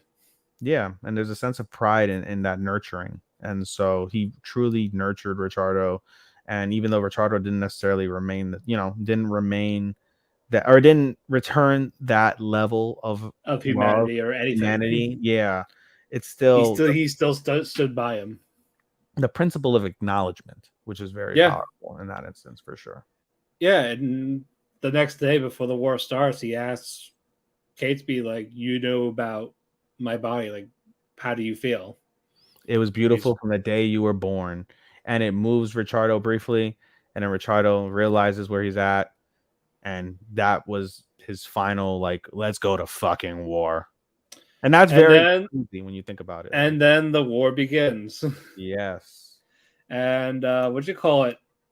Tudor's father is still having that dilemma of, do I join my son or do I stay with the king? He joins his son. Yep, Along with a couple of the other armies, and before you know it, yep, you see them switch their banners, and so Richard is in the corner of, I gotta go in now. Richard, Catesby, and they're like head of the battalion go in, yep. and he sees someone those who they said what he said, and it was a great line. He said, "Those who wish to go to heaven need not come. Those who wish to come those who wish to join me in hell, fight with me. Fight with me." Yeah, that was a fucking great line. That was raw. That was so good. And then he sees someone who he thought was Tudor, and he corners him. Mm-hmm. He slashes him. Mm-hmm. It's a doppelganger. You find out Tudor is not even there. Nope. He's like, I don't even need to. I know I won. Just let me know when you find him. And eventually they kill his horse, and they find him, and they're like, "Oh, King Yoheka, we found the horse." And the Tudor is like, "Was the horse black?" Which is normally Ricciardo's horse is black. And they're like, "Yeah, the horse is black." They're like, "Then that's not him because he rides a white horse." And we see after they've taken down the horse and they take out. Yeah, Richard is trying to fight. But when they take down the horse and they get the guy, who do they find? Henry. Yeah. It is Henry. And Henry has dyed his hair black. That water was black hair dye. He's dyed his hair black. He's become Richard's doppelganger. And Catesby rescues Richard. They go off. Henry gives him that last save, like, to Richard to save him from dying. And you know what was also ironic? The ring that Henry was wearing that made everyone think that he was Richard. It was the ring that Buckingham gave Henry and said, "I no longer have need for this. You'll have a bigger need for it." And wouldn't you know, Henry used that ring to help solidify that he's quote unquote Richard, as Richard and Catesby get away and enjoy a new life together wherever that may be. And then Catesby says, like, "Yeah, I'm ignoring your wishes. Like, I want you to live," type of thing. And then Richard, in his mind, is like, "Just let me sleep." Like, finally, like he's in this bed of roses. Yeah, and he said, "And Tudor is king." Yeah, he's like, "When I wake up, I'll live for you." And Tudor's king, and then that's it. Very nice stuff. What'd you give it? Nuke it. Hold on a second. Nuke it. Will do. Sorry, work. Just someone from work hit me up. Let me see. Anything else? I'm gonna go to info sec. Responses. All right, we're good. All right, we're clear. It's just a random thing saying nuke it. I gave it a 5. I've been said I gave it a 5. It's the best, one of the best animes I've probably ever seen because of how unique and how powerful it is. I adore the fuck out of this anime. This is gonna be probably in my top 10 of the year, because of how unique it is. I loved it. And you know what's sad is that a majority of people didn't. They hated it. This has got like a 53% on analysts. It's garbage according to analysts. I don't know how. I was actually reading like why. And these are people that love the manga of it. And thought it was like a poorly adapted. Like they cut out so much stuff. Stuff was missing. So that's why it's more like it's like a rush project to them. Really? That was their complaints. I haven't read it yet. Now I do want to read it because I want to see for myself. I give it a 5 though, because I mean, imagine if they cut out that much and it's a 5. They even said like if you have read it and loved it, you're probably not gonna like it. But if you're new to it, you're gonna enjoy it more. I think that's why we enjoyed it a lot more than they did. So good. The ups, the downs, the twists, the turns, the shocking revelations, most of the dramas, the drama, the anticipation. It's one of the few anime this season. Every week I anticipated the next episode because you knew some shit was gonna go down and it was gonna leave you like, what the fuck? An anime that leaves you every episode saying what the fuck, or leads you wanting to see something, or something happens that has you going, what the fuck? Yeah. That's a good anime, dude. I don't care what anybody says. That's a goddamn good anime. If you provide drama, if you provide a wonderful music, the musical composition is fantastic.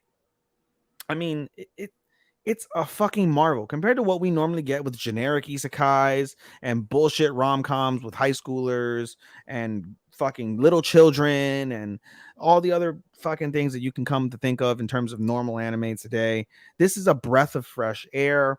As someone who enjoys theater, I loved it. I loved it because it was like it's based off of theater.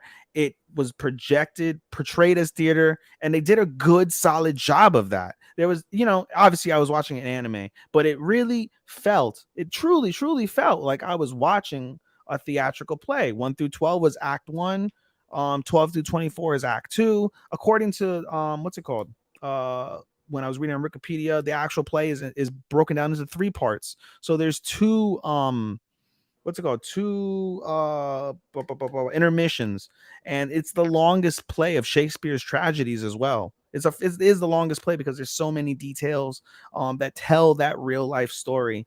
And again, I appreciated very much, as I elaborated several minutes ago, about how wonderful everything was kept in terms of the historical accuracy. It was very historically accurate, and the play allows you to be ambiguous with certain things. It allows you to come up with your own solutions and endings and different twists and turns that fit the narrative of the story that you're trying to tell of Richard III. But that's what makes it one of the better plays that you can get from Shakespeare, is the fact that it can be so unique, and you can customize it as you want as a director, and it comes out the way you want it, and it still tells that story, but yet still manages to maintain the historical accuracy of many, many facets, the dates, times, ages, names, relations, titles, time, again, as I said, time frames, locations.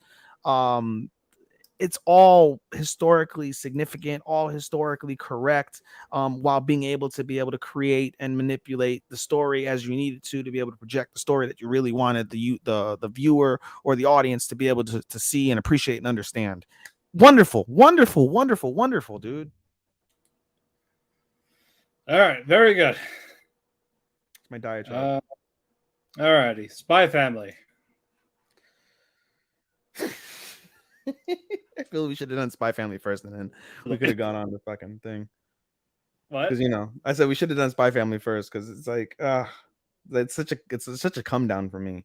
Well, first off, they teased the dog in the penultimate show and didn't even fucking show him at all. Yeah, it's gonna be in part 2. We'll get to that, but yeah, Lloyd is taking on multiple jobs. Yes, he's exhausted. It got to the point where the neighbors are talking behind their back, saying, "Oh, he's cheating. He's a piece of shit. He's cheating.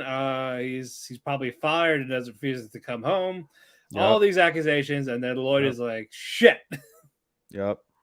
Because he's failing to be this parent for his job. Yep, and he's also so he runs in saying, "We're going out next week. We're going to the aquariums." Yes, and as they go out, he does his thing. Because he's been getting his missions from this juice stand. It's like a juice stand at the train station. At the train station. So he's like, "I'm gonna go get us some juice for his family." Like, he and legit of course, get he some juice. sees a logo there saying that there's a mission, and they're like, "Oh, we have this mission." And so he tells the lady, like, "Hey, no, lady, I can't do this mission. I have an important mission to do involving Project Styx. We're going to the aquarium." And she's like, "It's funny you say that, because this mission is in the aquarium." Yep. Because basically, there's a plans for this bomb. It's in one of the penguins. You got to take it, and that's it. And retrieve the guy. Yes. And so he accepts. So they go there. It's like, shit, how am I going to figure this out? Yep. And then, okay, I could probably sneak away for a second. But no, the neighbors are there. Yes. So it's like, shit. What a coinky dink. And he's like, yeah. And so let's go see the penguin exhibit. It's the most popular thing. Okay. So they go to the penguin. Penguin. Yes. And so what's it called? So he's like, fuck, how do I find the penguins? He starts scanning the penguins. Anya's reading his mind this whole time, and he's like, I'm gonna help Chi-Chi.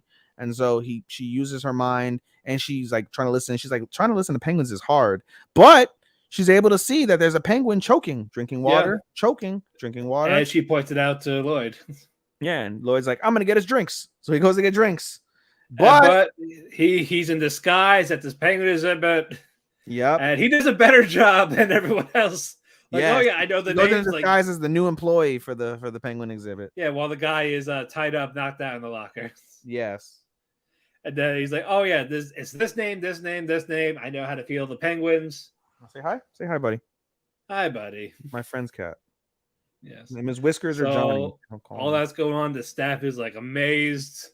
So he grabs the penguin that's choking. Like, up, I'm gonna take it to the medical facility.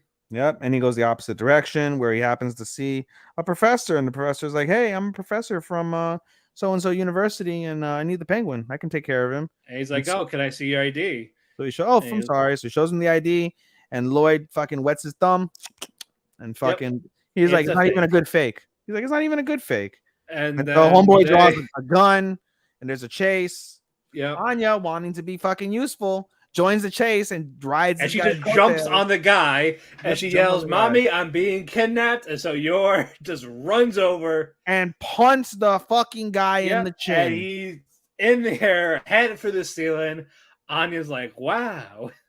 And it's like, "Oh wow!" And then Yor's like, "Oh shit! I hope I didn't kill him." And you see Lloyd, "Wow!" And so yeah, so he eventually gets the device. The guy is captured, and then the neighbors like are yelling at Yor. Anya's like, "Oh, your husband's a good for nothing," but Lloyd comes back with this giant stuffed penguin. He's like, "I just had to buy this for my daughter," and then Anya's like, "He's a liar. I tried multiple times." Chichi, you tried it. You did it in one try. Don't lie. Chichi Usotsky. Yeah, and so yeah, he talks about how good of a dad he is and all that, and now the neighbors are seeing it. Yeah. So that was cute. I'm sure. And then we get to now, Keki. He's having a blast. Yeah. As you see, now we get to the second part of it. Anya is playing detective with her stuffed animals. Yes. They do that for a bit, and then she shows the penguin to the area. Like, this is my dad. He's super cool at everything. This is my mama. She's strong, but she's useless at everything else. In the face. I love her face when she gets offended by Anya saying that she's he's like, "Is that all you think of me?" Right. And then she goes to the hallway, like, "Oh, this is mom and dad's room. We are never allowed in there." So what does she do? She tries to open the door, and she gets pulled of the arm, and she gets yelled at. And then what is the girl that gets yelled at? She annoyingly cries and cries and cries and cries. Yeah, and then Lloyd and Yor were like, they're hiding behind the toys, like, "Oh wait, you gotta show us," like, to cheer her up. So they do that. That was really the episode after that. Yeah, they play fake thing, and Lloyd is annoyed. He's like, "Oh, rule 1 of being a spy is don't stand out." And what is he doing? He's holding a giant stuffed animal standing out in public. Yep. And they say all well that ends well because they got her fucking peanuts. Yep. And that is it till part 2 in fall. It was kind of a mid finale, truth be told. I still gave it a 4.5. I gave it a 4. It was still really good. Yeah, it was fine. I didn't enjoy it nearly as much as the majority of the world, but it was still solid, and it was again another unique show, which helped give it points because of the fact that you don't get shows like that, and there were plenty of. It's basically a family sitcom. I don't like it. I don't like that. Yeah. It's fine. The reason why I gave it a 4 is because it had many moments of comedy that I enjoyed. It had the times it did have action was super duper solid. I can't wait for them to explore more the dynamic between Lloyd and Yuri. Looking forward to that probably the most out of the entire series. Also, how Yor and Lloyd slowly get together. I imagine they do.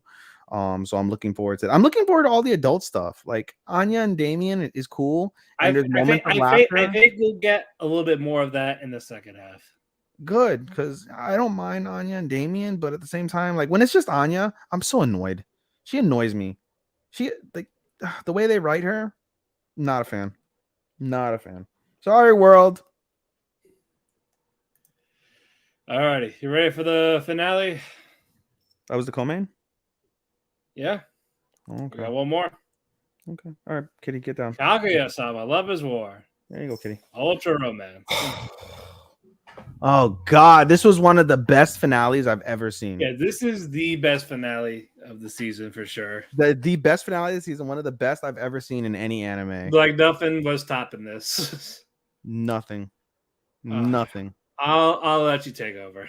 Oh my god. Okay, so the episode starts out with what did it start with? Ishigami, right? Yeah, Ishigami and Tsubame, they end up having the conversation. Yeah. And they end up having it next to a flower tree, and Ishigami starts giving different facts about the flower tree, and unknowingly keeps tying it into the confession. And so Tsubame comes over and was like, hey, I don't know how to give you a proper answer. I want to get to know you more, but I don't know how long that's going to be. How long do you think that you should wait? And then he says, Ishigami's still thinking about the fucking tree, and he's like, "Well, wait so till he's March." like, oh, they come in blooms in March, so yeah. I'll wait till March. And Tsubame is like, eek. She's like, It's if I were you, I'd want to know immediately. I wouldn't wait that long. But okay, we'll wait until March, and I'll try to get to know you better then. And so they keep talking. Like, why? Yeah, and they keep talking, and then it hits Ishigami as she's watching him, as he's watching her perform in her play. That he accidentally confessed to her. Holy shit. And he starts freaking the fuck out. He's like, oh shit, like that wasn't the idea. Like, what do I do? Yeah. But all's well that kind of ends well. And so we'll see how even Tsubame stood up for Ishigami when the friends were like, oh, he's a stalker creep. He did this to that one person. Yeah. And and even Ishigami is like, you know what, maybe it could work. I'm really upset that they're not going to get together. That it is going to be Ishigami and Ino. Yeah. That sucks. I like Tsubame. I like her too. Especially when she's like, oh, like, I don't want to fall for anybody because when I fall for them, like, they're the only thing that's my world. And I was like, oh. And I was like, that's so high school-esque. Like, but at the same time, it's really adorable. Yeah, and now the second part of it is basically Hayasaka and Kaguya talking. Yes. And she's talking to Kaguya, saying, how are you going to confess? Or like, and she does all this, like, I like you. And she's like, that's fake. That's not the real you. That's fake. That's robotic. That's not really you. Shirogane is going to think you're like, just all these different things. And then she finally just she just opens up saying like, I don't want to leave, that type of thing. Yeah. Yep. And she starts like tearing up. Yep. And then, and then what's it called? We missed the part. It starts with Kaguya saying that he should go to Stanford. Yeah.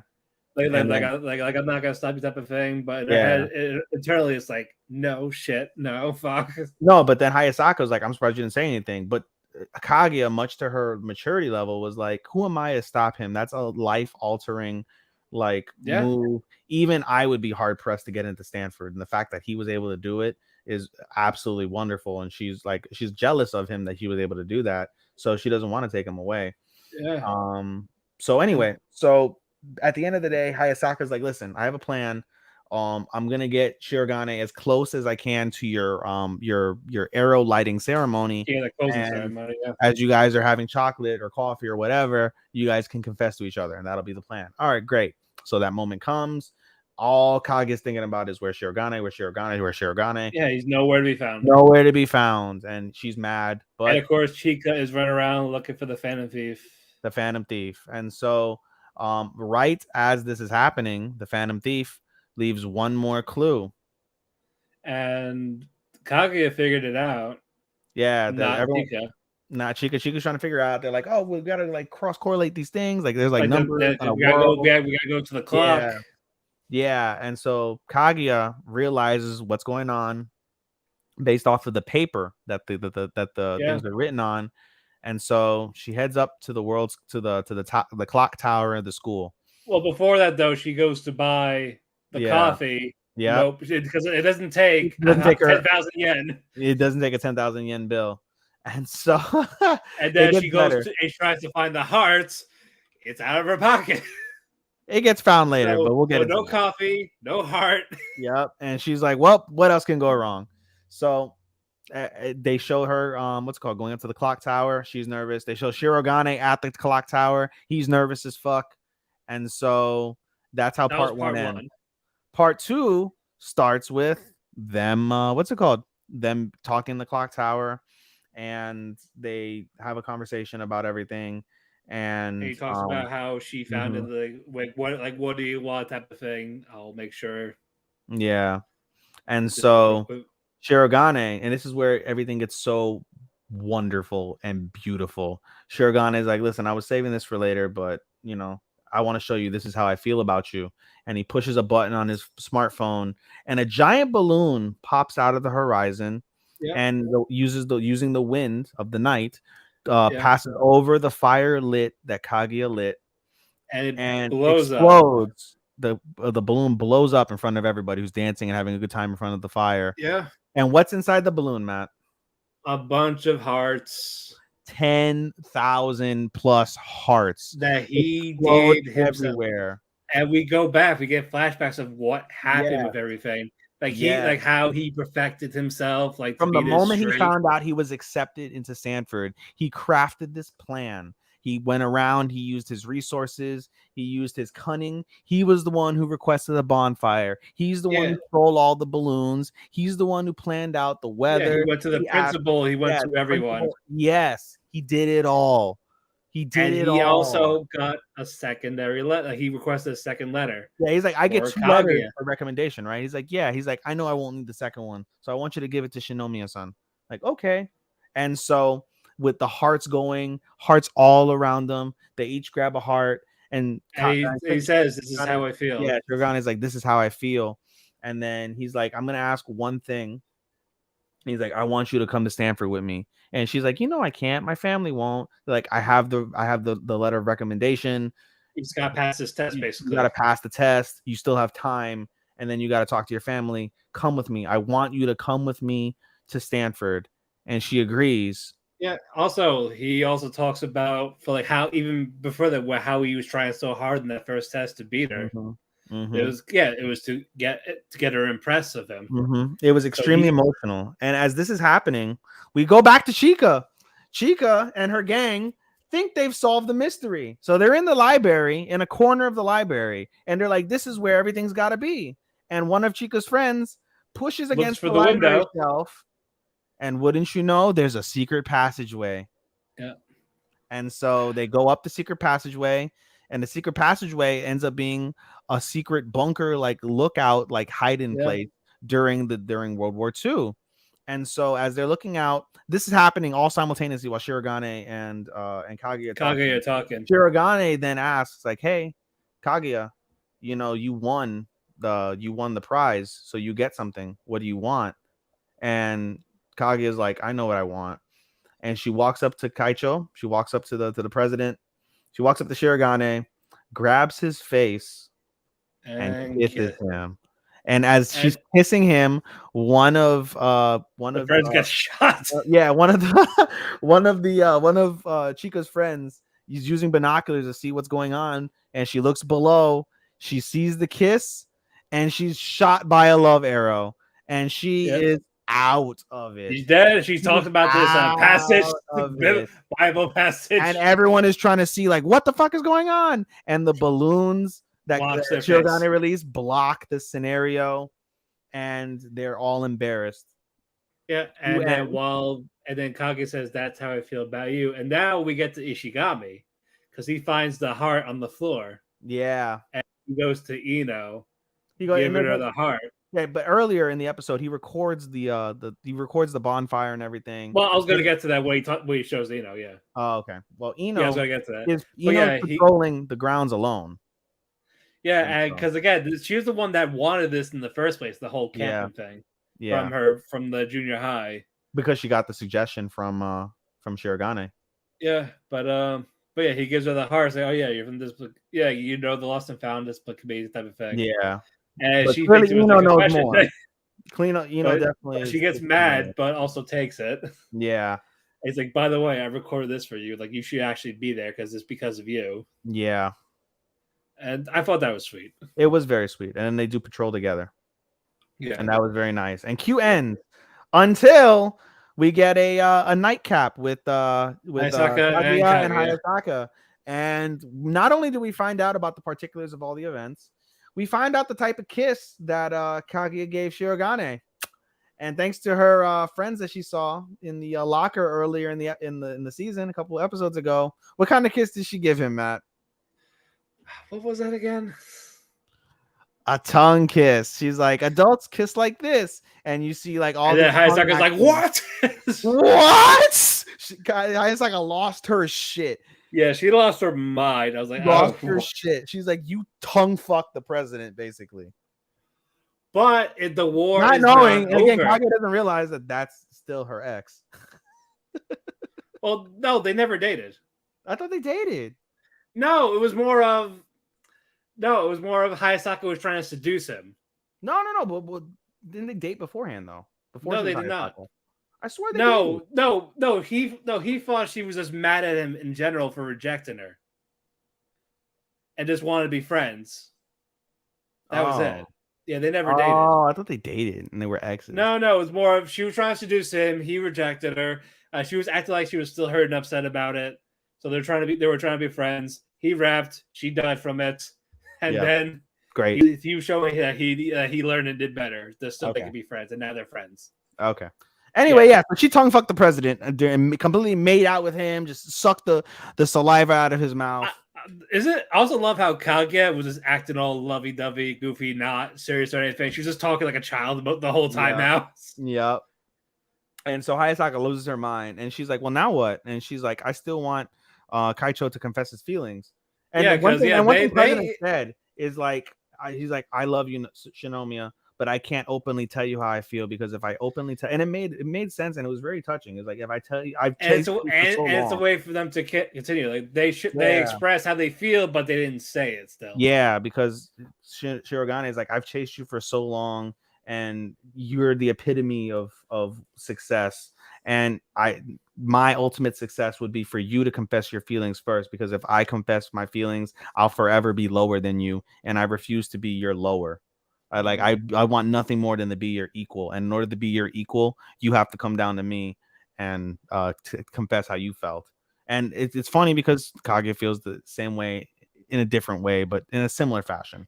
And so, again, as Matt said, they've kissed, they've confessed that they liked each other, but they didn't officially ask each other out.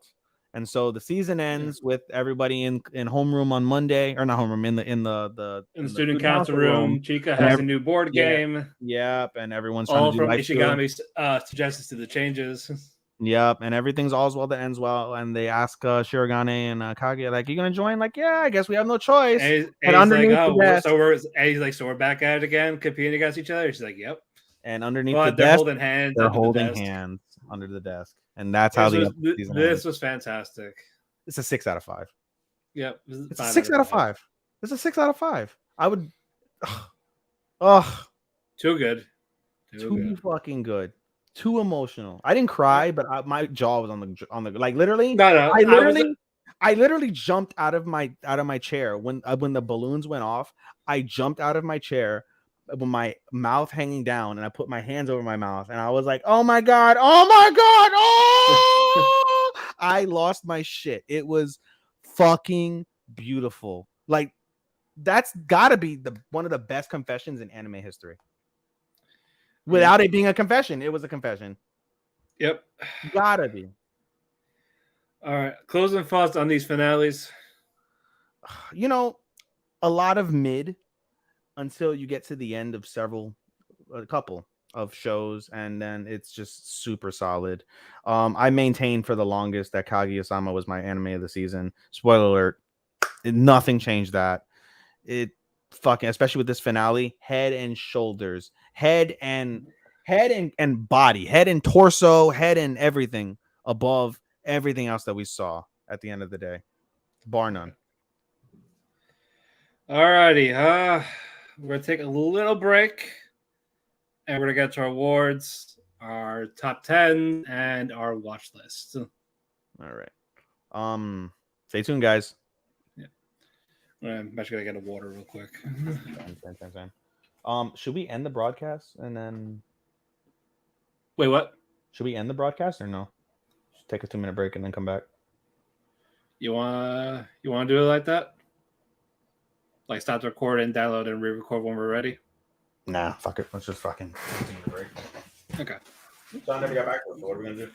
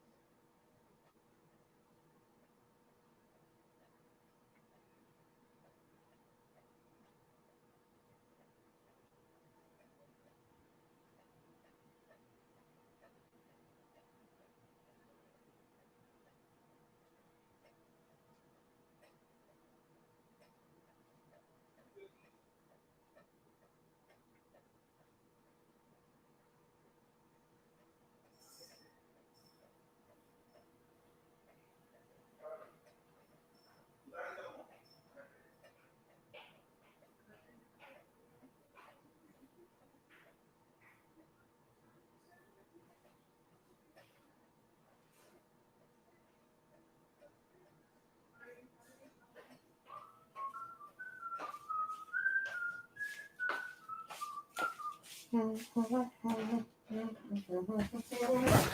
right. While we wait for Matt, in the meantime, somebody from W2M Network is watching us on stream. Shout out to you, whoever you are. Appreciate you sticking through. We're an hour and 40 some change in, so that'll be solid. Let me write our editor Sean really quick, who has still yet to write up. At Sean Gone. We took a couple minute break, so you'll hear silence. That way, All right. you can break up the episode for the podcast section. There, I'm back. Still live though, so the VOD, so the video will continue and will most def hit over 3 hours. LOL. Unless you wanna cut that one too. Stop it! Get right down! here. Get down! Get out of here. As well. The fucking cat, because he likes clawing. They claw on my fucking things, dude. Like, no. Especially because it's not even my cat doing the clawing. It's the other fucking cat, my friend's cat. What's he scratching? My fucking what's it called? Material. He scratches either the material recliner or the material sofa. There's a thing that I you have can the put spray. on top. I have the that you can- spray. No, I'm saying there's a the little Oh. scratch post that you can attach to the couch, and they'll scratch that. But it's the principle of him being on there in the first place. And then if I take that off because somebody Right. wants to sit there and I don't forget to Gotcha. put it on, he's gonna be like, so I just fucking Gotcha. yell at him or throw things at him because I'm The fucking spray water. Alrighty. All right. Yeah. And he looks at Countdown. me like, I'm so sorry. All right. Countdown. San ni ich iku. Alrighty, folks. We're back. Tadaima. All right. We're at the halfway point. Part 1 is done, where we talked about the fruits baskets, the groomer prelude, and and our finales. Prelude. Oh my god, that was a solid one. All right, and now it's time to give out some cakes. We don't have as many cakes to give. At least I don't have as many cakes to give out this season. Well, we still got plenty of cakes. We got some new awards. Yes, we have some new cake. We got some new cakes, some old cake. You ready? Let's do it. What do you want to start with? Let's start with the All ones right, no, how about this? Let's start with the ones that you or I don't have cake for. Or it's single-handed cake. Okay, we could do that. These are cupcakes. We'll call them cupcakes. We'll call them the cupcakes. I think I have a music cake. There's an actual music Yes, cake. you have a music cake.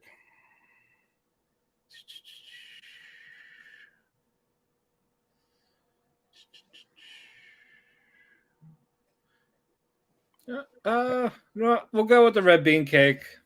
This will be for best music, anime, music-based anime, not soundtrack. Your boy Ming. Again, it was the only one, but it was still the best one, even if I had watched something else. For sure. It was so good. For sure. I don't have a music anime, so that's you. I don't have a sci-fi. You don't have a sci-fi, correct? We do not. We don't have a sci-fi. We don't have original. We'll get originals in our next season, thankfully. Yes, and we don't have a thriller mystery. Well, I don't have a thriller mystery. What's your thriller mystery? There can only be one answer. Well, I only had two, but we'll give it the pound cake. Sure. What is yours? Summertime rendering. There was no other choice. That's why I said that. There was no other choice. Well, Tomodachi game. But Mm. those were the two. Sure. But in terms of mystery, they did this better. Fair enough. We got actual mystery of the Shadow People. Indeed. And those are your cakes.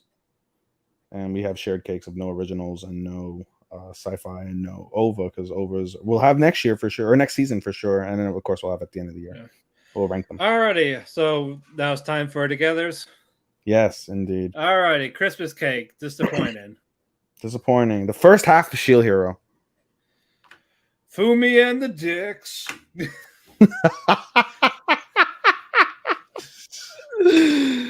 Oh God. But it's definitely Shield Hero season 2 for me. Yeah. What a letdown from a great first season. I couldn't do the Spirit whole Tours. season. I couldn't do the whole season, but definitely the first half. Technically, yeah, it's the first half, but overall, still, it would still be that. Sure. Definitely a downgrade. Spirit Tours arc was worthless. Oz sucked. Yeah. Until the end. Her last, the last episode. The villain was okay, but there wasn't enough of him for me to give a shit. Yeah, I mean, they went into his background a little bit, which helped us give something toward him. Like he was a fucking meat, and he got fucking made fun of, and he killed himself. But that's another thing too. Like he killed himself, and he gets to go back. How the fuck did that happen? There were a lot of different plot holes that were on this show that were kind of annoying. Again, it wasn't strong. It wasn't strong. It was treated as such. Although, like we said, the second half of the season definitely was more quality-esque, but for sure. I think I gave Shield Hero season 1 a solid 4. I gave it a 4 out of 5. If I were to rate it in points, it would definitely be like a 4.5, 4.75 for me. And this was nothing close. This was barely a 3.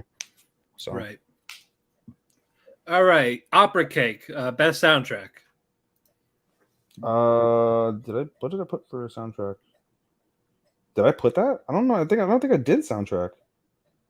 Oh shit! I don't think I put that on my list. Well, pick one. Musical scores. Is that it? I consider that soundtrack. Okay, I put best musical scores. Yeah, I switched out mine to soundtrack because it'd be easier. Okay, I can do that too. Let me change it to soundtrack. But I gave it to Dance Dance. Yeah, that was fair. I gave it to Dance Dance. It lended itself so well to the motif of the show, which was a ballet anime. So whether it was the simple cues with the simple what's called piano strokes, whether it was Swan Lake or anything else, it was all beautiful. Yeah, obviously I gave mine to your boy Kongming, especially because of the songs that were performed in there, especially Aiko songs.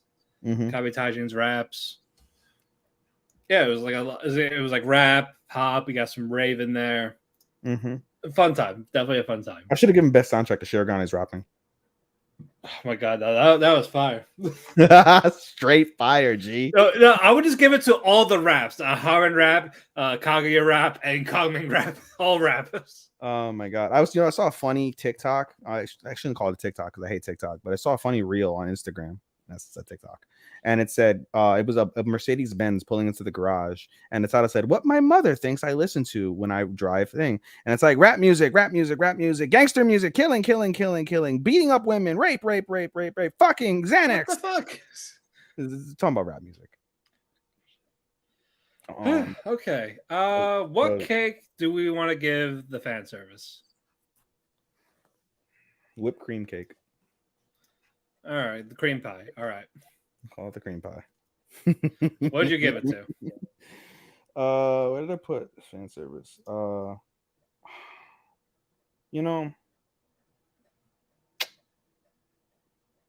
no, it's fine.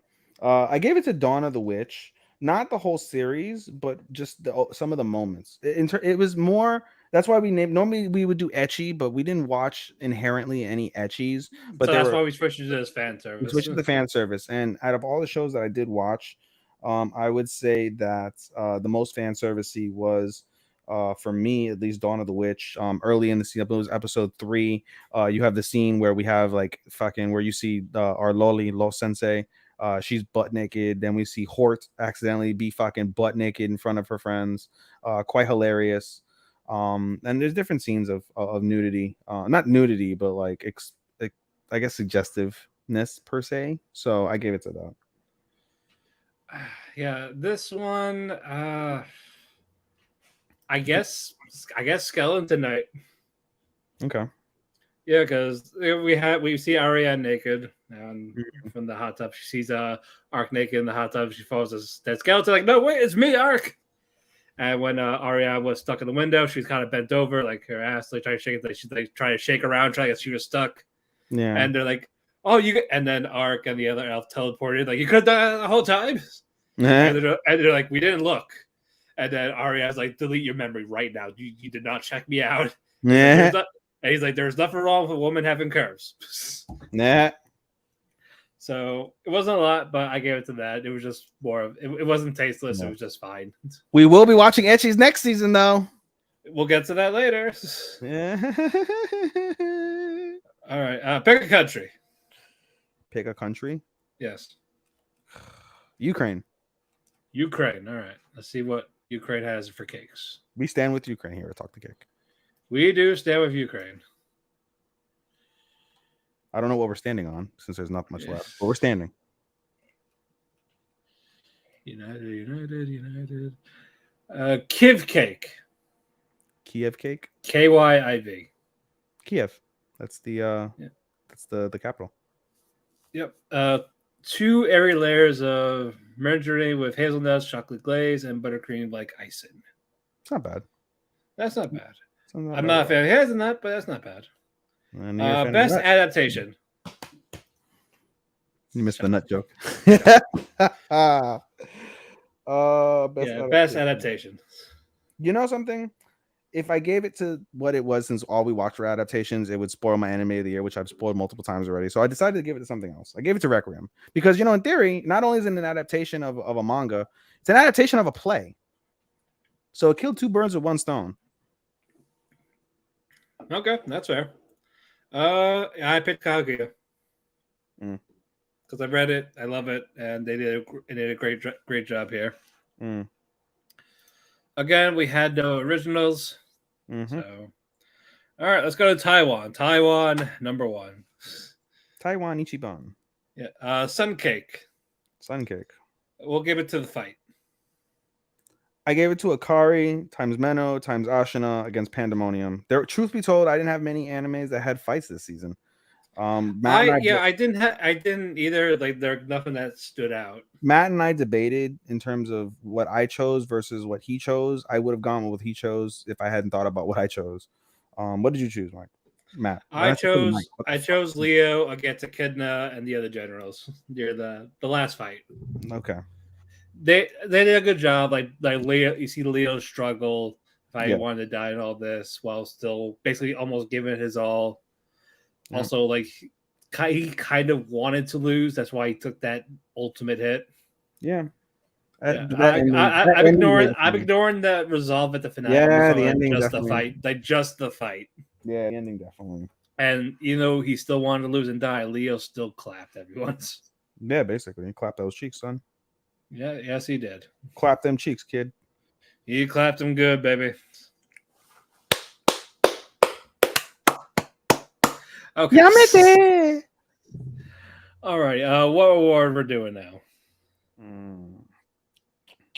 Should we get to the genres?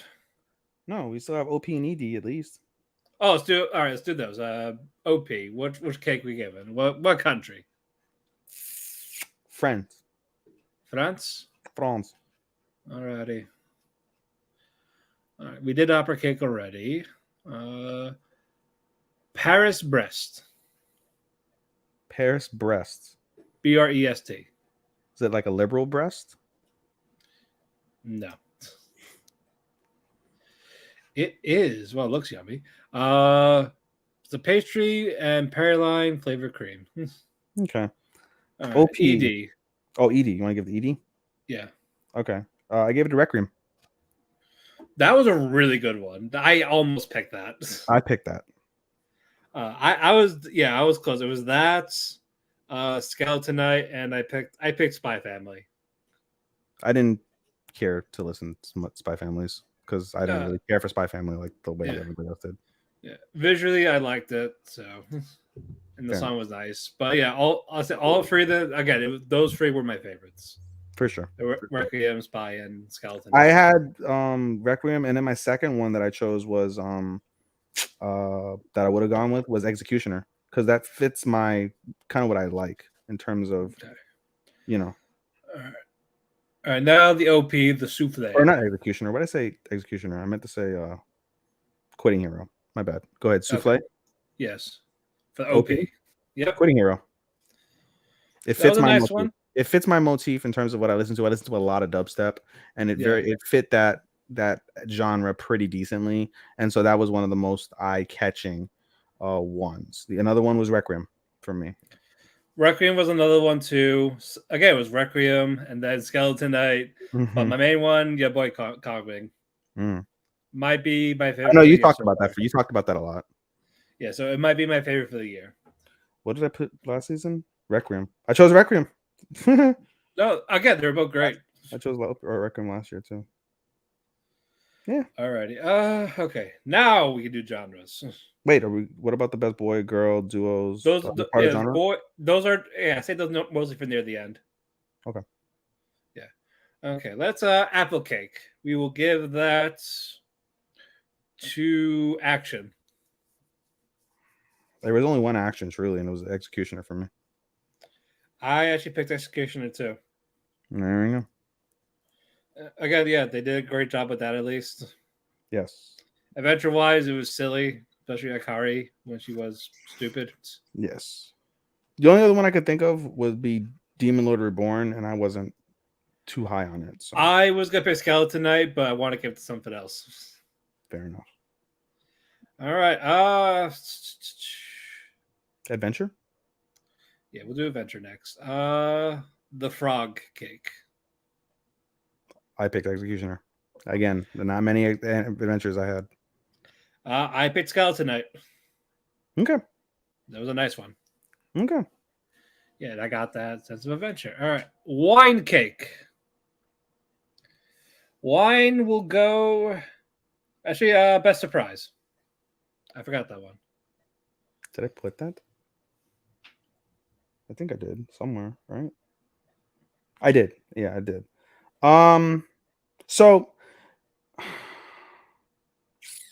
I put this, and I don't know if I want to stick with it.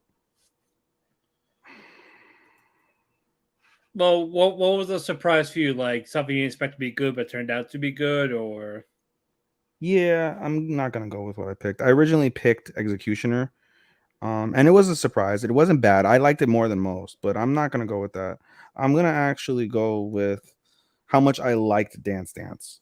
I was really surprised. Again, I've trying to open my boundaries. There's nothing against LGBTQ, but those type of things aren't necessarily stuff that I look forward to in terms of watching. Like, it's the catch my eye, but the animation with Dance Dance was beautiful, and the fact that at least they're playing like, you know, somewhat of a straight couple, I guess, from that standpoint, it was like, okay, well, you know, it's not going to be a bunch of like flaming guys everywhere. So I'm like, all right, I'll give it a shot. And I was blown away with how beautiful everything was. And so I picked Dance Dance. And I picked Comic Ming because I thought literally nothing of it until I watched it. Like when I first read it, like, that. We're just like, yeah, I'll see if I like it. And then after like 2 episodes, it was just more like I've ignored it. I thought nothing of it. Then I looked at the ratings of the early ratings, and it was the highest one. I'm like, what the fuck happened? So I was like, oh, I thought I gotta watch it now. And I'm not a fan of like the Chinese strategist like coming back to life, and, like, unless it's war. Like, if I think a Chinese strategist, I want to see something with war. I don't want to see him trying to plot out a fucking idol girl's fucking career. That's just my 2 cents. But it obviously turned out great. Yeah. So who am I? But no, it came out great. I loved it. So I was pleasantly surprised. Yeah. All right, pick a country. I'm trying to think of one that has cake, because I gave you like a bunch of weird countries. I was like Liechtenstein, and you're like, they don't have cake. Turkey. Do they have one? They don't. Zimbabwe. The lion cake. No. Because they hunt lions. There's no Zimbabwe. Oh, god damn it. All right, let me Argentina. Okay, fine. You actually gave me one. Choco torta. Something with chocolate. Yeah, it's a chocolate type cake. Let's give this to Slice of Life. So is Kaguya considered Slice of Life? No. Okay, good. I gave it to Shikimori. Yeah, that would count as such, right? I gave the Shikimori. It was either that or Dance Dance. Is Dance Dance slice of life? It's just drama. It's drama in sports. Shikimori. I gave it to Spy Family. Okay. Yeah, that was again. It was like it's a family sitcom with spies and killing and psychic. Not enough killing. We'll get killing soon. Don't worry. I want to see lots of killing. Alrighty. Let's go with the fudge cake. Comedy. Kaguya-sama, bar none. Kaguya. Bar fucking none. Everyone was fucking hilarious. Hayasaka. From the opening moment of the fucking season, it was fucking tits hilarious. Yeah. Again, all the characters were funny. The jokes landed almost all the time. Even from the characters. Nothing was bad. Nothing was bad for me. Yeah. It was easy. I loved it. Easily fucking hilarious. It's not going to be, Uramichi Onisan levels of hilarious, but goddamn, was it fucking funny. Is that really, is that our bar for funniest anime ever? Uramichi Onisan? Well, I consider it one of the funniest ever, yeah. I think so. Yeah. Especially about Overlord. Overlord has been pretty funny, right? Overlord? It's been pretty funny for you, right? I laughed a lot. Some of the characters. And just how they interrupt Ainz's plans. It's like, this plan. Like, what plan? like, it's time. Like, what time? Yes, the plan that I came up with. Yes, yeah, that plan. But tell them for me. You tell them for me, because I'll let because you figured it out all on your own. I feel bad for him sometimes. I can't wait. Cannot wait to see this shit in summer. No, I was gonna say my bar is still to this day Konosuba. That is my all-time. That I'm gonna be watching that next. Oh God, it's gonna. I know, but yeah, I'm glad it's just 10 episodes per season, so that's a lot easier. Oh God, so good. But I'm probably. But there's a movie. There's a movie as well. Yeah, I'm talking about season wise. Yeah.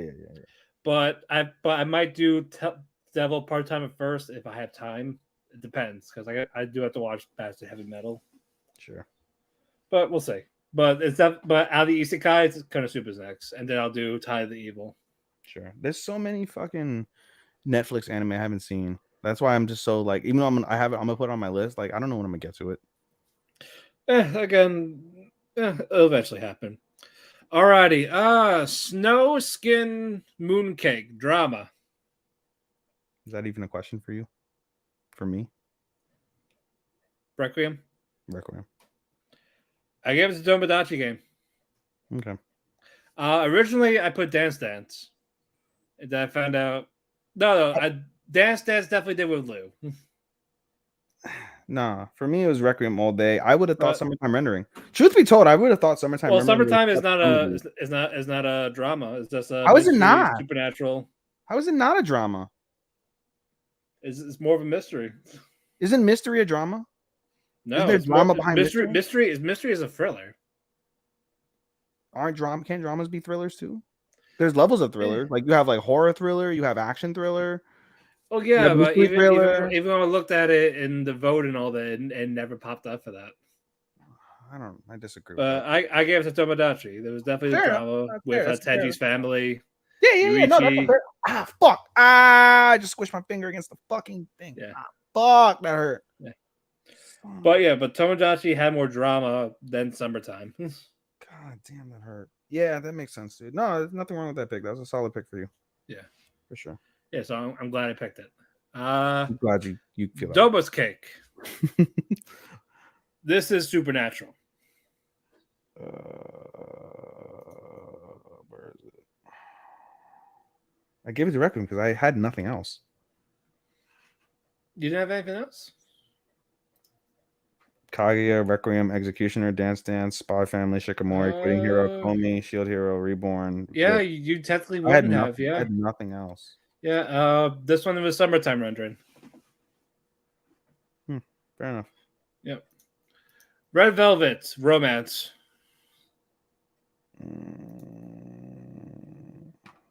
Where is it? Because you like going like all over the place. Yeah. I gave it to Kaguya-sama.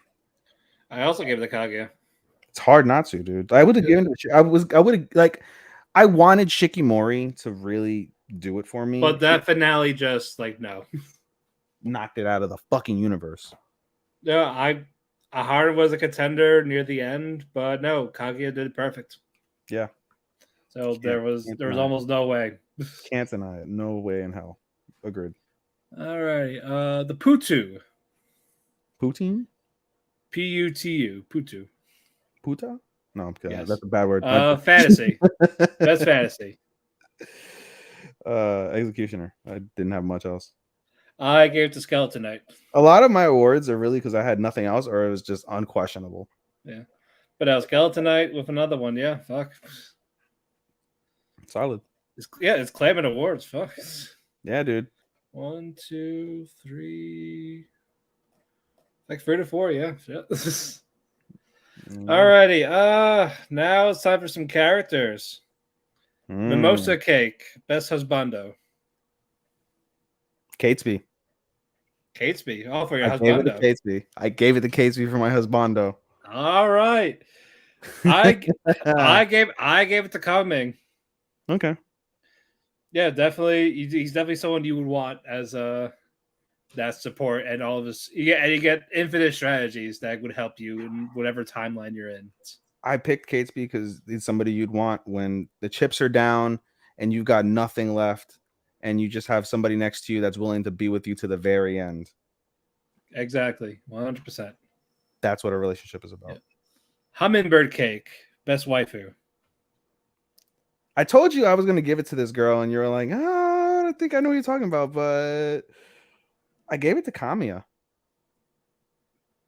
Yeah, I could see it. I gave it to Kamiya. There's just something about her allure, her charm, the way she acts. It's enthralling to me. And I just want to know more about her. Like if there's like a girl that you could think of that like is like a mystery that you just want to unsolve. And again, nothing inappropriate, not only because of the age, but just in terms of like the ideology of getting to know someone. It's Kamiya. I dig her a lot. I gave it to Yor from Spy Family. I mean, yeah. No, yeah, I was gonna say, especially if you see all the cosplays of all the girls that are well, that and her actual outfit as the foreign princess and just when she's it's hot as regular fuck. Mom. You just want to fucking like just bend her over and just fucking rail that. Oh, well, absolutely. She's just fucking attractive. Bro, I don't know how Lloyd doesn't just fucking rail that shit. I think he's going to once he's done with his missions. We should ask people from Sky Family, like, hey, like, yo, did they fuck at any point? Maybe. Alrighty. Mango Cake, protagonist. I gave it to Shirogane because this was really tough. I really wanted to give it to Richard, but he acts as both a protag and an antag at various points. So just based off of who I have, there was no greater character I felt that contributed more to their show this season in terms of overall, well, I probably could have given it to, I could have probably also given it to, what's his face from Dance Dance? Oh, Junpei? Junpei. I could have given it to Junpei. But no, Shirogane is just a better character, I think, especially with that ending. Again, that ending is just fucking goddamn, dude. It's one of the best endings I've ever seen to any show. It's so tough. Yeah, Shirogane. Shinpei from Summertime Rendering. Okay. Again, he took the initiative. He was very well aware of his powers once it happened. And yeah, he's been playing stuff accordingly. He felt like this main character that you want to see him actually finish this little mystery thing. Let me ask you something. Who do you feel, or who are you drawn to more, him or Subaru, since you've made the ReZero comparisons? Subaru. You want to see him succeed more than you want to see Shinpei succeed? Yes. Okay. Yeah, with Subaru, he went through so fucking much. And it's just like, but he learned and he grows it's slow, but he's grows every time. It got to the point where in the second half of the second season, he didn't die once. Yeah. That just died multiple times, but this one, like, he just didn't die, and like he's learning, he's growing as a character. Yeah, he's been helped out more, especially Beatrice. Yeah, but that's going to change at the beginning of season 3, won't it, Matt? Yeah.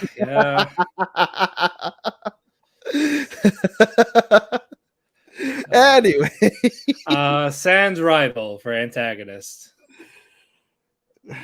Was there really a choice? Henry or Duke of Buckingham? Buckingham Kyo. He wasn't a full-on bad guy. He was just more a man that was his heart. He raped Richard and was obsessive. Yeah, it got to the point where he drugged him with wine and kept him chained up in the bed and made him pregnant. Yeah, and wanted Richard killed. And then he had openly admitted, "I'll never stop obsessing over you." Creepy. Yep. Super creep. I got to the point where I was like, "Wait for me in hell." Creep. Uber creep. Stop it. You don't let my post that up? Oh my god. Anyway. Brownies. For duo. Oh, duo, my bad. I gave it to the Shields Hero Party. Yeah. I gave it to the Shields Hero Party. In theory, I could have given it to the Demon King Army. That would have been another solid choice. I could have also given it to Shikamori's friends. I could have given it to there's a few people. I could have given it to the Forger family. Maybe the Forger family makes more sense than the Shield Heroes Party. You know what? I'm gonna give it to the Forger family. That's a good one. Because I didn't give Spy Family jack shit. So you're throwing them a bone. I'm throwing them a bone because they're better than fucking Shield Hero. That's for goddamn sure. Oh, whoops, Shield Hero. I was deleting disappointment. That can't delete that shit. Fuck that. Don't you dare. Nah, fuck that. No. We're gonna go with mine is Common Main Eiko. Okay. Yeah, Common Main helped her out so much, helped her grow as a person. It was just that nice duo. Sure. So a lot of fun. Cool. Alrighty. Let's get to some supports. You know, truth be told, like I really feel like disappointed in some of like just my awards. Like that I don't have the same oomph because they're just a lot of them are there's nothing like truly that was like capital. Don't worry, summer is gonna be a lot harder. You think? Oh God, we're gonna be struggling. Especially as I'm trying to recertify, there's gonna be weeks where we take off because I want to really focus on that, and so I'm gonna be missing anime. And with the amount of anime that I have, which we'll talk about in a little bit, it's gonna be bad. All right, Upside Down Cake, supporting girl. This took me a while, but I discussed it with you. We're gonna give it to the girls of Shikamori, so we're gonna give it to Nekozaki, Hachimitsu, and Kamiya. I picked Hizuru from Summertime Rendering. Okay. She was a badass when she came in, helping out. She knows how to beat these shadows. She's the one that told. She's the granddaughter of the old man, right? No, she's not related to the old man. Oh, I thought she was related. She knows him. She knows him, but she. Oh, I thought they weren't. I thought they were related. Yeah, but she wrote books based on the shadows. Okay. Yeah, and yeah, they're the only two that knows fully aware of them, how to kill them. Okay. And that's why she's back on that island. Because again, they killed her whole family. I wonder if there's shadows on other islands and other countries. Maybe we'll find out when this happens. I can see them just blowing the fucking series of shit, and they're like, "Oh, Summertime Rendering USA, shadows all over USA." Banana Cake, supporting boy. To me, this was a no-brainer. Catesby. I gave mine to Shu from Shikamori. Okay. Inuzuka. No, Inuzuka. Yeah, he was great. Yeah, he really tried. He just wants to be a bro, but Shikamori's that's a good choice. Even. You know what else you could have given it to? Makabe. I thought about it. I really thought about it. But we saw more Shu than Makabe. I know. Makabe is definitely my favorite character on Komi. Outside of Komi. Oh yeah, no, he's definitely one of my favorites. 100%. Yo. Hi, I miss you. I love you guys so much. You guys are so amazing. I want you guys all to succeed. All right, the time for strawberry shortcake best girl. Kaguya. Okay, yeah, no, that's a good one. I picked Aiko from Coming. She was relatable. She was going for her goals, and she just grew as this singer throughout the whole thing. And yeah, I almost picked Anya, but I thought about it like, nah, I like Aiko better. Anya's funny, but Aiko is, again, she's more relatable. It's annoying. All right, best boy, we'll give it the gingerbread. Shirogane. I pick Yuichi from Tomodachi Game. You're very all over the place because you're a lot of variety. I appreciate that. No, he's a fucking sadistic bastard. I love how he just wanted to torture this guy at the finale with the game of rock, paper, scissors. Like, if you win, I'll give you 100 million yen, but if you lose, I'm gonna cut your fingers off. And just all these plans of making the other team surrender. Like, oh, I'm beating the shit out of your friend. I'll break his finger, but no, he broke his own finger to trick him. And he was just someone that, yeah, he before then he just cared about money, but he slowly started caring about people just by being his own psychotic self. I thought it was growth for him. Sadistic motherfucker. I can't imagine breaking your own finger. Like, I just pictured just fucking I eat my finger. No, he just snapped it. Like, no. All right, the cheesecake, best animation. Fuck that shit. For me, it was a no-brainer. Dance Dance. I also picked Dance Dance. It's a no-brainer this season. The choreography for it was just fantastic. Choreography, and also one of the things that lended itself to be so well was the emotion that you were able to feel because of the anime. When you looked into a character's eyes and that character was feeling anything, the animation from that moment, amazing. The animation, for example, one of the things that stood out the most, especially, was the Swan Lake performance where Lou turned into like the fucking the evil guy, that black swan type. The demented black swan with the black and the red and the engulfing everything and literally putting the fear of God into Junpei to stay down. Yeah, even the audience, but all the people that don't focus on the ballet. That moment sealed animation of the season for me. Oh yeah, absolutely. Right there. That was just a no-brainer. Yeah. All right, that is it for awards. No, you missed best couple. Oh yeah, we didn't do that. Shit. Yeah. What cake are we giving that one? Erotic cake. So I named Shirogane and I named Kaguya, right? Yeah. You would think, right? Best couple. Right. I lied. I gave Spy Family one more. Yor and Lloyd. I gave it to Yor and Lloyd. Didn't even realize I did until I was looking at that. Yeah, I picked Kaguya, Shirogane. It's the easy choice, but I was like, you know what? Let's go with Yor and Lloyd. No, that was a close one.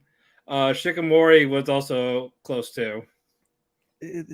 I agree, but it was just annoying seeing how Izumi is just so fucking feckless at times. Right, but as a couple, he really does try as hard as he could for like he acts like that boyfriend despite all those shortcomings. Yeah. So I think no, I think we did go through everything else. Yeah, we did. All right. Yeah, we just didn't do best couple. I just noticed that. All right, cool. Alrighty. Now it's the end of our cakes. All right, now you ready? Yeah. I have 11 anime. How many do you have? I got a lot. Go ahead and start, and when you get to 11, I'll give you mine. All right, for the honorable mention, okay. Yeah. All right, so my third honorable mention, In the Heart of Kanochi Tsubaki. Okay. It wasn't bad. It's not perfect, but again, the characters are fun. So that's 13 out of what? How many? 15? 16? That I watched. Yeah. Well, again, Cuckoos isn't on here, and neither is Summertime because they're for later. Same. Oh, I didn't put Cuckoos and I didn't put Boruto. What you call it? I did put Boruto where it would be if I ranked it, but I have a different. Outside of that, one did not make it. Okay, which one was that? You'll find out. One did not make it, and I'll find out. Yeah. Okay. Oh, it's probably Shield Hero. Sorry, 2. 2. Make that 2. Oh. All right. My second. Oh, that was a good one. Okay, sorry. Go ahead. My second honorable mention: Diamond Recipe for Happiness. Okay. I almost picked this as best slice of life, but Spy Family was also considered that. It's like, oh, okay. But it did a nice job with the slice of life. I like the characters for it.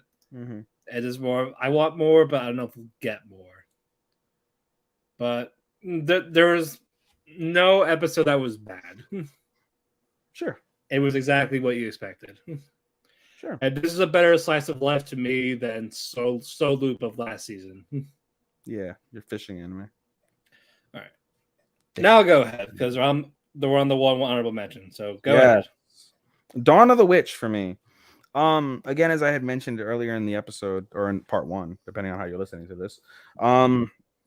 Solid. It's not solid, I can say. It's fine. I expected more from it. They could have gone a lot more. They've left it open-ended, so perhaps they'll go more, and perhaps that season will be better.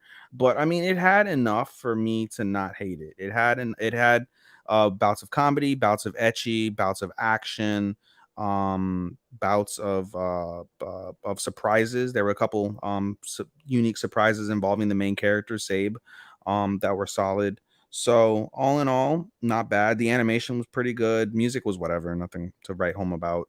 But it's got potential if they can do it right. But it left much to be desired for me. My number one honorable mention is Shikamori. Yeah, we have it a lot different. Yeah, if Requiem, if we didn't count Requiem, it would have been number 10. But because of this, Quentin Hero is not on those. Wow. Did that ending really fuck you up that badly? It was just more. I just like these honorable mentions a little better. Wow. Yeah, we're completely different. I mean, I didn't watch much, as you can tell, but still. Yeah. I put it above several things. Right. But we're gonna get to number 10. Demon Lord Reborn. I liked Demon Lord Reborn more than I liked Demon King Academy, which is basically, this is what it's a rehash of. It's like literally, like Angel said once, it's a copy and paste. It's a copy and paste, but change up some of the answers. That's literally what this was. But that said, I like the story more with Demon Lord Reborn. The animation was better with Demon King Academy. And the story, I'd say, was a little bit better for me with Demon Lord Reborn. It seemed pretty solid that it's going to end that way, which is fine for me. But yeah, it was fine. All right, number 10, Executioner and the Way of Life. Jesus, yeah, we're way different, buddy. Oh, good God. It was still good, but again, I just like these other ones better. God damn. This was still enjoyable. Akari got really annoying at times. Mm-hmm. I like the dynamic of Momo and what was the princess's name again? Ashina. Momo and Ashina were great. I didn't care about the main couple, Menno and Akari. And I feel like there was still more to be told, but not fully. Well, we're gonna get more. Out. We're gonna get more.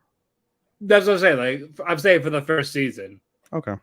Like there could have been more in there probably that to be fleshed out, but sometimes some of them didn't hit the mark. While some of the episodes were of the episodes were great. Mm-hmm. Alrighty. Number 9. Boruto will be here, but we're not counting Boruto, so I'm putting Shield Hero here. Shield Hero did not make it at all. I didn't watch much, so I got to include everything. Yeah, so yeah. And given, like I said, first half terrible, second half super good, better than the second half of Shield Hero is better than the entirety of Reborn and Witch for me. Ending was cute, but not necessary. I didn't hate it though. We've said enough about Shield Hero. Definitely our biggest disappointment, but not the worst disappointment that we've ever seen in an anime. It's got hope. We're still going to watch season 3 with expectations lower than what they were for season 2, but still higher than we would for a lot of other anime. So, yeah. Alrighty. Number 9, Ahara Sad is indecipherable. You know, I could have put it in there as like my second honorable mention, given that I did watch it. Yeah, but you also didn't finish it. I didn't finish it. Yeah, but no, it definitely got better as it kept going on. I liked Raido and Haran. They were very enjoyable. There were definitely funny moments. Aside from Mitsuki, here and there, the side characters were great. The Haran siblings, the senseis, Ishikawa. What was that other girl's name? Hanako. Yeah, I never got to a lot of fun. The relationship with Raido and Hara, it definitely developed into a couple near the end. They got together, so that's more than you can say for most of them.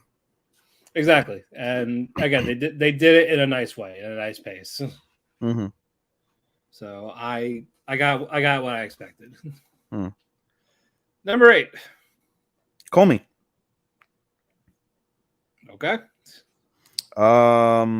Again, way better than season 1. What did I give season 1? Do you remember? Like ranking wise? Yeah. I think you gave it 7. Okay. Out of whatever season that was. Fall. Yeah. Fall. I think it was in the lower 10s. I do. Here we go. Summer, fall. Oh, not even. I gave it fucking honorable mention number 1. Oh, okay. In fall. I keep everything on for those who are watching on the live feed. Got everything in a note. This is all of last year. Alrighty. And etc. Yeah, anyway. I gave it a 6. Okay, that's why. Okay. Yeah. So number 8 was Komi. Nope, wrong one. Where did it go?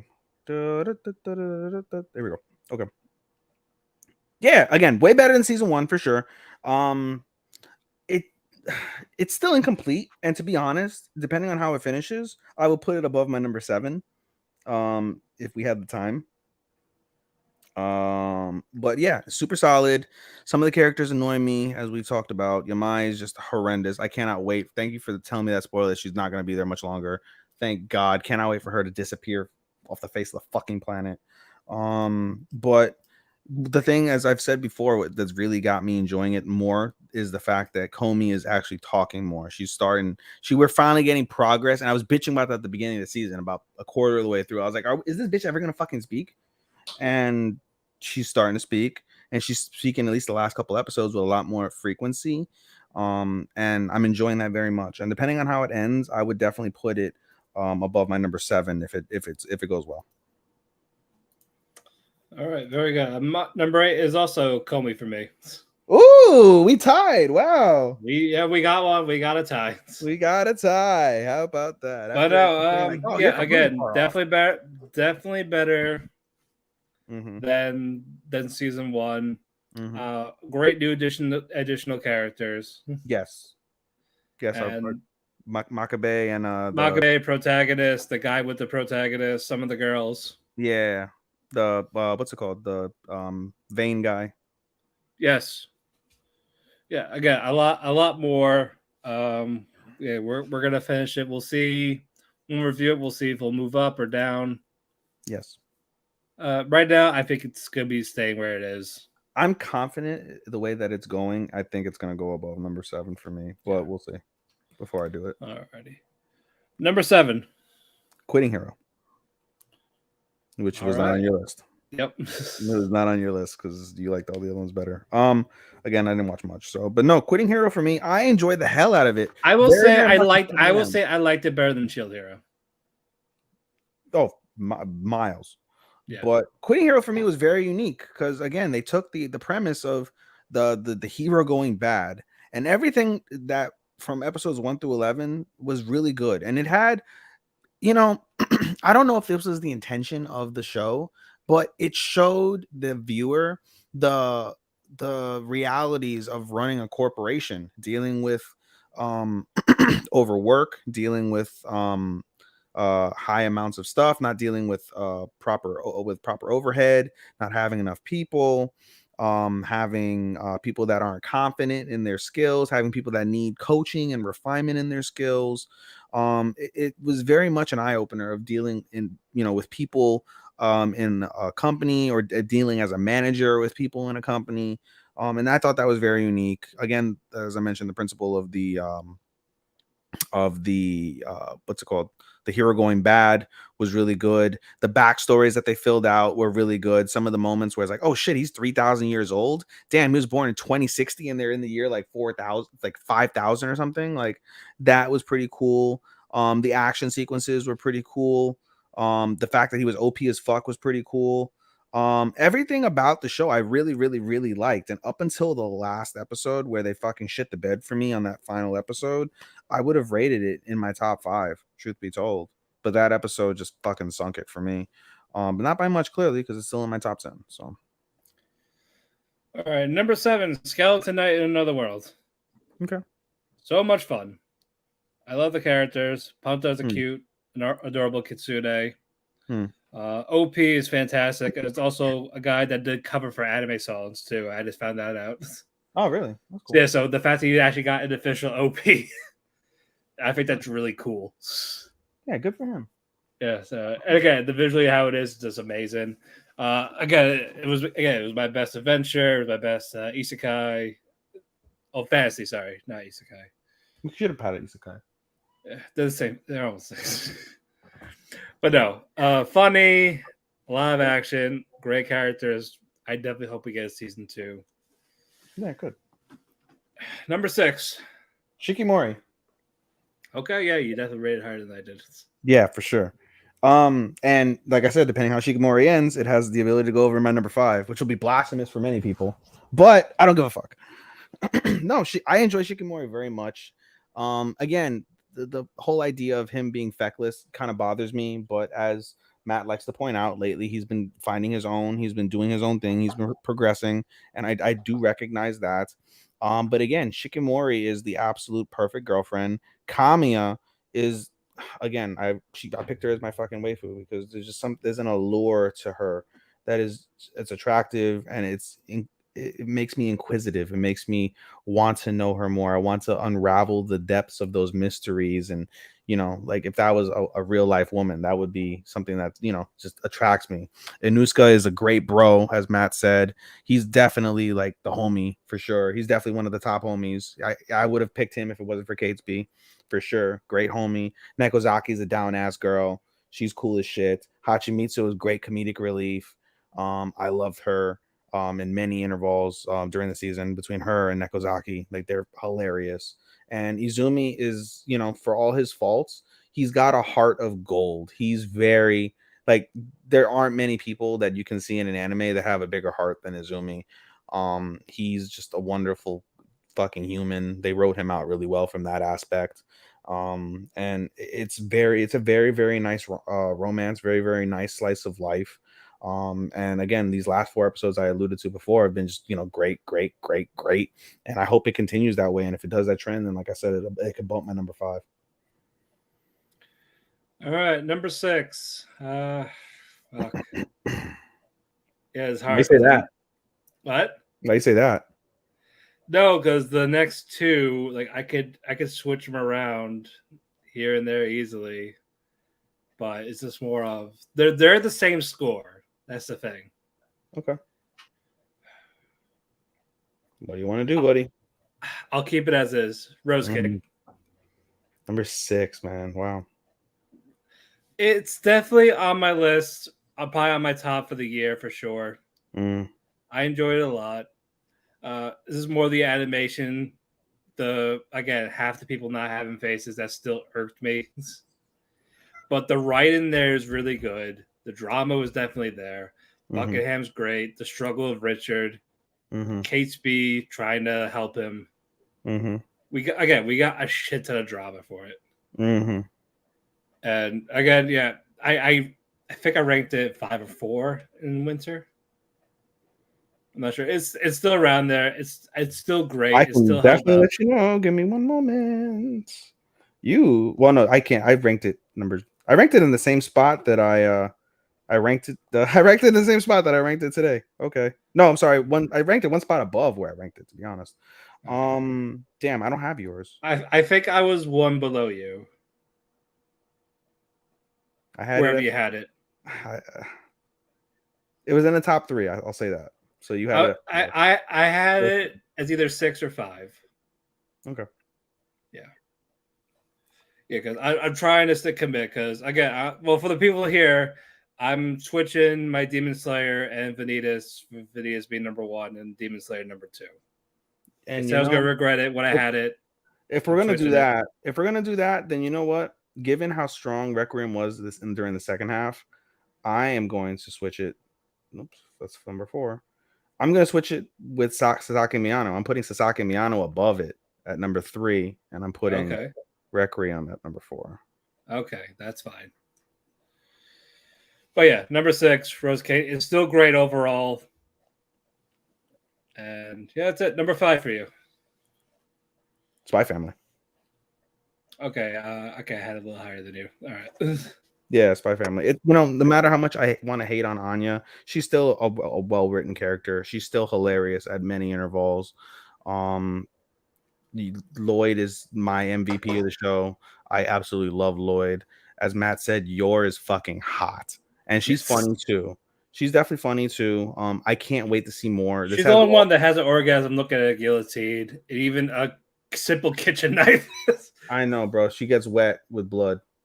Like, just sharp objects just make her happy. Seriously. And her trying to kiss Lloyd, getting drunk. She's like, wait, I can't do this sober. Go. Yeah, it's like, come here. And then the Yuri's like, you can't kiss him. Like, you're right. Slaps the brother. It's great. There were plenty of, like, my favorite moment of the season for me is the fucking dodgeball fight. That is my favorite episode, bar none. This season was the dodgeball fight. It was definitely not 6. Yeah, that kid was not fucking 6. The father, daddy. It was fucking great. And again, the beginning of the season definitely had me enthralled with all the killing and shooting and shit. I was like, I can't wait for this. And then there was hardly any of that the rest of the season. This has all the potential to be fantastic, and it continues to be fantastic. Again, a lot of people are fucking just head over heels over this show. I never fell head over heels over the show, but damn, is it really good? The way I just described it, maybe Shikamori won't jump it after all. But yeah, Spy Family, solid. All right, number 5, Dance here. This is why I was having a dilemma, like, Dance or Rose Cakes. I don't know, man. I love Dance, but Rose I know. Again, it was hard, yeah. I don't know. No, I loved Dance. Dance animated. It was animated beautifully. Yes. All the choreography. Demon Slayer win anime of the season thus far. What? If it wasn't for Demon Slayer, it would win anime of the season, or animation of the season. Sorry, thus far. Well, it's more of, if anime could top the animation of the fights, I think it might stay there. But I think Dance is right now the closest contender. That and Akabe Sailor Uniform. Yes, those are the two closest. That's a consensus animation of the year contender for sure. Exactly. So again, with what we got for summer, you never know. Yeah. I got a shit ton of bangers, and we're gonna be fucking tired of this. I know. I'm actually changing it now. Dance. I'm putting it somewhere else. It's on my list though, for sure. Okay. Number 4. It was Dance. Now it's Executioner. Okay. Oh, you swapped them. All right. I swapped them. I gave her my number 3 in essence. But no. I had Executioner rated way higher than you did. I enjoyed the action. For me, I don't watch many things that have gore. Not that I'm against it, but just it's not something that, again, I'm just like, oh, I need to see gore. I need fucking guts level gore from Berserk. I don't need that, you know. So I enjoyed the change of pace with the gore. It was one of my only animes that had legitimate fights throughout the season. The initial premise was fantastic, and I agree with our friend Angel from the standpoint of they could have really done more with that premise, and had they done more, it probably would have stood out even more. But as it is, it stood out a lot for me. I enjoyed Menno. I enjoy Ashina. I don't mind Momo. Momo can be annoying. I can understand why you don't like Momo. Akari definitely can be annoying, but she is the fulcrum, the absolute fulcrum of the show. And I can't wait to see more. I know you said it could be fleshed out. I can understand that. I don't necessarily agree with that, but I can understand why you feel that way. I cannot wait for them to make a season 2 for this, especially how they introduce the evil fucking flare. I can't wait for them to see what they do with that. How Akari and Menno continue to grow. I think there's going to be deviations. I have to think that there's going to be, as it is, there's been deviations this time around, considering that Akari's broken the system and has revived herself. I don't know how many thousands of times, as they've said. So, I think that this is going to be an iteration in this life cycle where things are different, and that's obviously going to be the difference because it's a story and an anime and it always has to have a happy ending. But I can't wait to see what alterations they have in this particular life cycle for Akari and Menno that didn't happen perhaps in another life cycle or at the closest time. It'd be nice if they like brought that up, like, oh, the closest time we almost killed Flare, like we almost had this, but we did this wrong. That, you know, and they incorporate that, something along those lines. Yeah. But regardless, there's a lot of areas that you can go with it. And again, the dip with the gore, the twists and the turns, the action, the animation was underrated. It was pretty good. The music was pretty solid as well. Very underrated itself. It's like low key, like you know, it doesn't stand out, but you know, when you really think about it, it does help the series along, do its thing. So I enjoyed it very much. Okay. Number 4, Tomodachi Game. Okay. It was just so good. Twists and turns, reveals almost every episode. Mm-hmm. Again, you thought Tenji was going to be like the main villain because he was the one that planned the game, but you find out his actual motives as like he's not a bad guy. Mm-hmm. So, again, they're trying to find out more about this game with the friendships kind of splitting apart. Some of them are still together, some of them are not. Mm-hmm. Mm-hmm. But I really hope we get a season 2, especially with how it ended. Again, Yuichi was the best boy for me for sure. Even though he's sick and twisted and fucked. Yep, but it worked because he played it well. It was almost like Anya Adakoji from Classroom of the Elite. But Yuichi felt more human than him. That was the difference. Mm-hmm. You know, it's like one half of me is like sad that I didn't get to have time to watch Classroom of the Elite and binge it. The other half of me is kind of like, you know, maybe I'm not missing much. You know, truth be told, I might do that with these as well. I don't know. We'll see. I'm not really too keen on Classroom of the Elite because it doesn't seem like my type of like show. I might do that with Made in the Abyss though. We'll see. Where I watch like if I had to pick one of them for you, I would definitely say Made in the Abyss. Yeah, I think you'll get more out of that. Yeah, I think so as well. So I may do that depending, because I'll just, you know, I'd let it go. We got 2 weeks, so if you just watch that in the movie, it'll be good. Yeah, there's what 13 episodes of Abyss. 13 episodes on Amazon, and the movie's on High Dive. The movie's on High Dive. Okay, cool. Yeah, and the second season's on High Dive, right? Yep. Okay. It's a High Dive exclusive. Yeah, and it has one of my favorite villains. Yeah, I've got so much anime. That's the thing. I've got like he's worse than Sho Tucker. Oh my god! All right, I'll figure it out. Maybe I'll do Made in Abyss. We'll see. Yeah. All right. Number 3. I already told you, Dance Dance, for all the reasons you mentioned, Yep. And all the reasons that I mentioned earlier when I was describing the animation and a couple of the aspects of the story, in terms of why it won a couple awards for me. Again, it's fantastic. I didn't expect it. Again, as I mentioned before, I'm not against LGBTQ type shows, but it's not something that I gravitate towards. And so the fact that I do enjoy theater, since my cousins do theater, and the ballet is a form of theater, that's why I was like, I'll give it a shot. And, you know, in my head, I'm expecting, and especially with some of the way that when you see some of the previews and you see some of the characters that are at Oikawa, they scream gay, but they're not. Which is, you know, doesn't matter whether they are or aren't. But that was like my expectation. I was like, oh, it's going to be just a bunch of flaming guys and it's going to be some stupid fucking story. And thankfully you were wrong. And thank God I was wrong. Yes, indeed. Again, it wouldn't have mattered because as we see Sasaki Miyano and I enjoyed the shit out of that. So even if it was a gay love story, I wouldn't have cared as long as it was done good. And I would say that the love story between Miyako and Junpei was done well.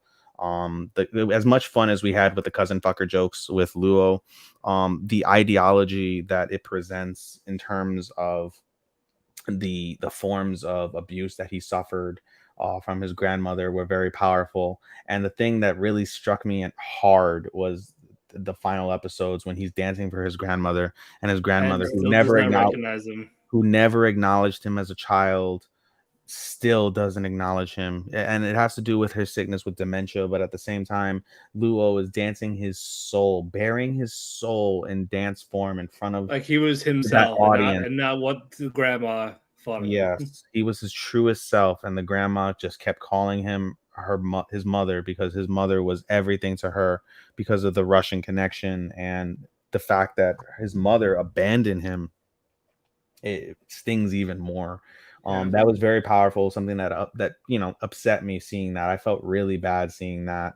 But just seeing how he also grew because of Junpei was also very nice. And Junpei grew to be able to ignore the people that were going to make fun of him and maybe call him gay because he liked ballet, and to find his truest self and to be his truest self by being a ballet dancer was very inspiring as well. So it's a wonderful story that I think should be told and praised more as one of this season's wonderful surprises. So the way I've just talked about it, I definitely appreciate that I changed my surprise from Executioner to Dance Dance, just like I changed it on top 10. So top 3 anime for me, for sure. And it would be higher if it wasn't for one that we talked about earlier. Yeah. Number 3, Spy Family. Okay, not too far off from where I had it. No, I enjoyed it a lot more than you did. Mm-hmm. But yeah, I get why you didn't. Mm-hmm. But no, they still played everything well. Mm-hmm. Get Anya, Lloyd, Yor, some of the side characters, Damien, the headmaster, a bit of Yuri. Eleganta! Eleganta. he probably could have been supporting boy if I saw more of him. He probably could have been. You're right. I thought about it. Like, damn, why didn't I pick it? Oh, yeah, he wasn't there as much. He wasn't there as much, yeah. But no, a lot of fun. We'll see if they can keep the momentum for part 2. I'm excited for it regardless. Yeah, I'm definitely looking forward to it for sure. I can't wait to see what kind of, again, I want more violence. I want less individual Anya and more interactions with her and Damien. And I definitely want to see more Lloyd and Yor interactions. And I want to see them definitely the most explore Lloyd and Yuri. Because even though Yuri's a creepy son of a bitch, like he does his job well. He does his creepy son of a bitch job well. And it's going to lead, I'm certain it's going to lead to some wonderfully fantastic moments between the 3 of them, funny and violent eventually, I can imagine. So number 2, Requiem. I championed the fuck out of Requiem last season. I've continued to champion it this season because it's even better than last season.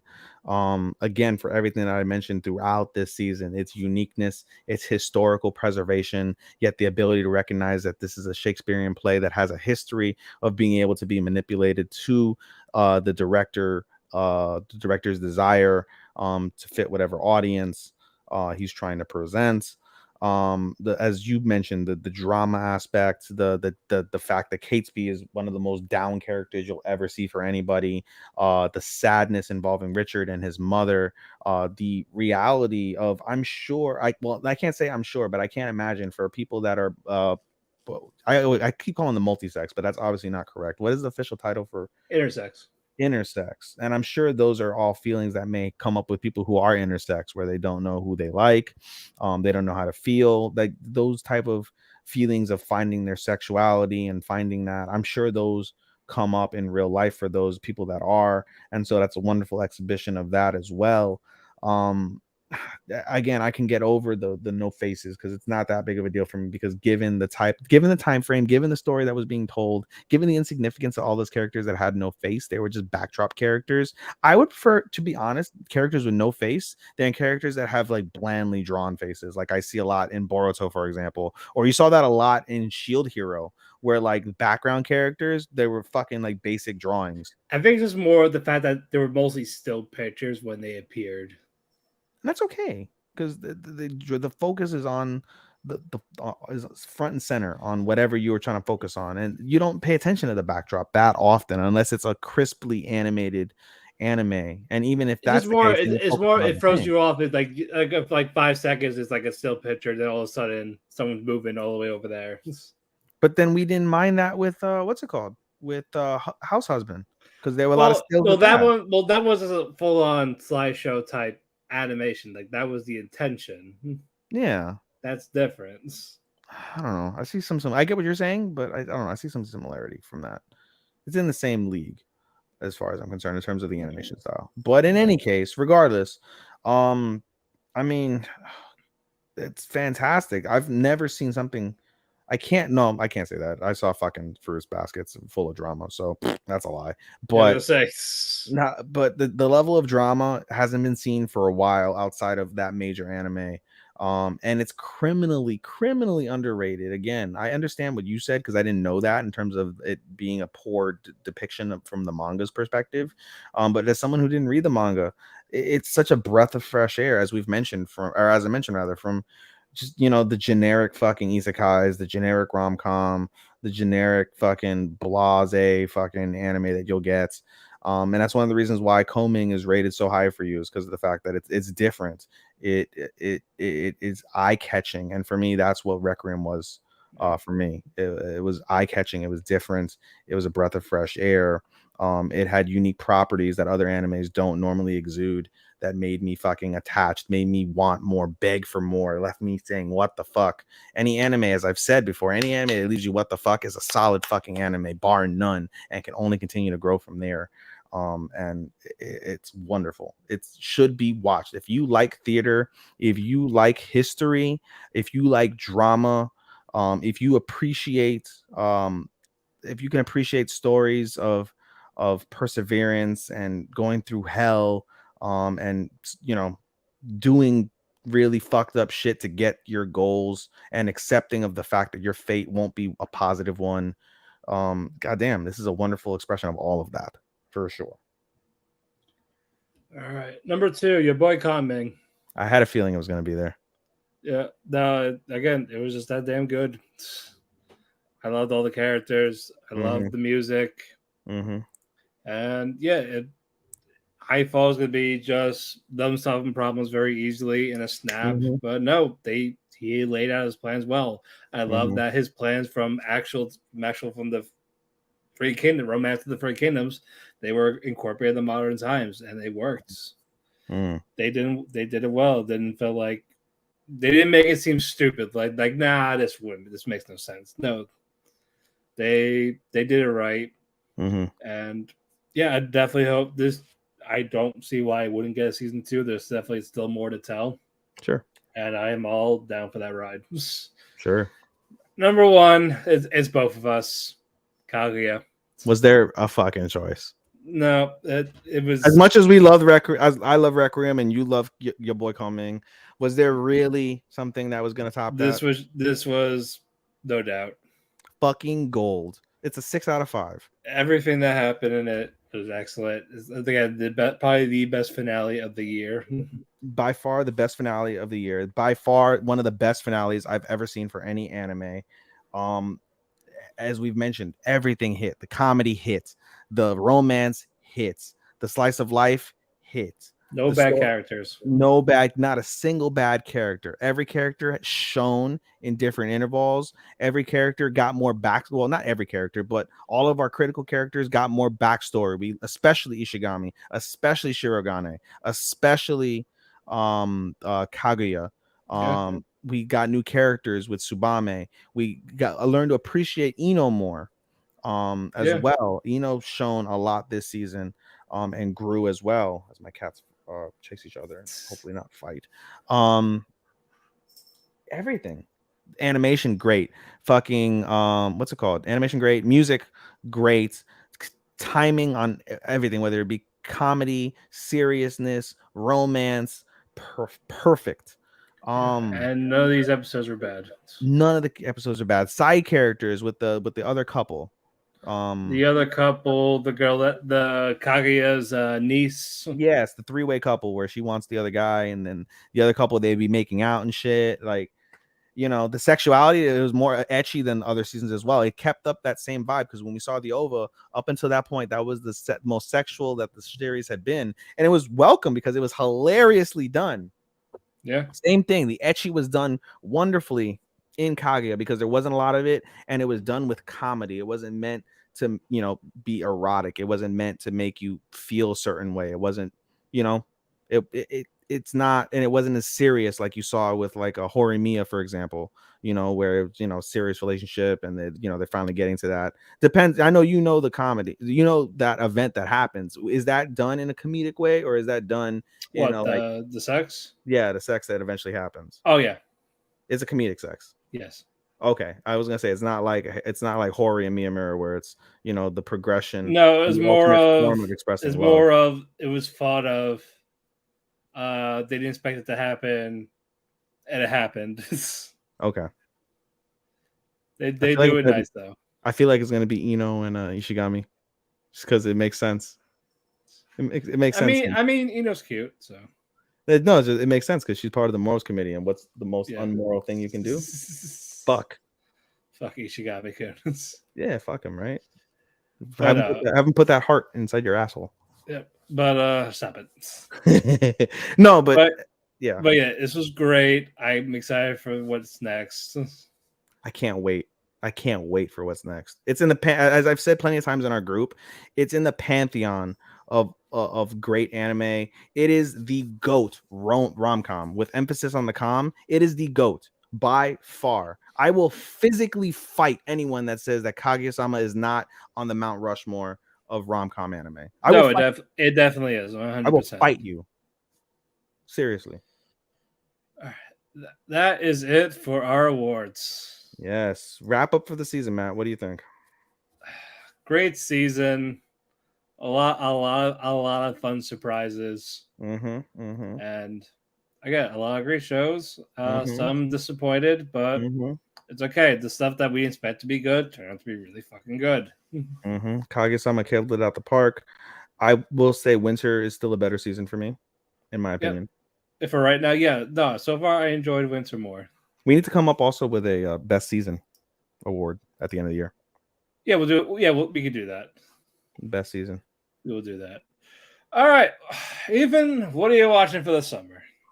Let's get my list. Let's get the list. I gotta minimize you. I gotta pull up this motherfucker. Jesus Christ. We talked about this last we talked about this off the air. We talked about this off the air last week, and we spent another, I think, 10, 15 minutes talking about this. Yeah, and you maybe added one more. I added, bro. Oh, Jesus Christ.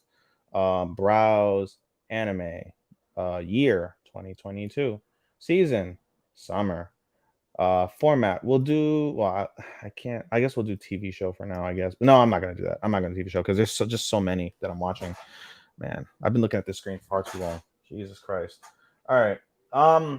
So as we've alluded to multiple times throughout these recent weeks, for the first time in our series of doing Talk the Kēki, I have more shows than Matthew. Not only do I have more shows than Matthew, I have significantly more shows than Matthew. I've got 20 shows, including things that are continual. I've got 20 different anime. Oh my fucking god.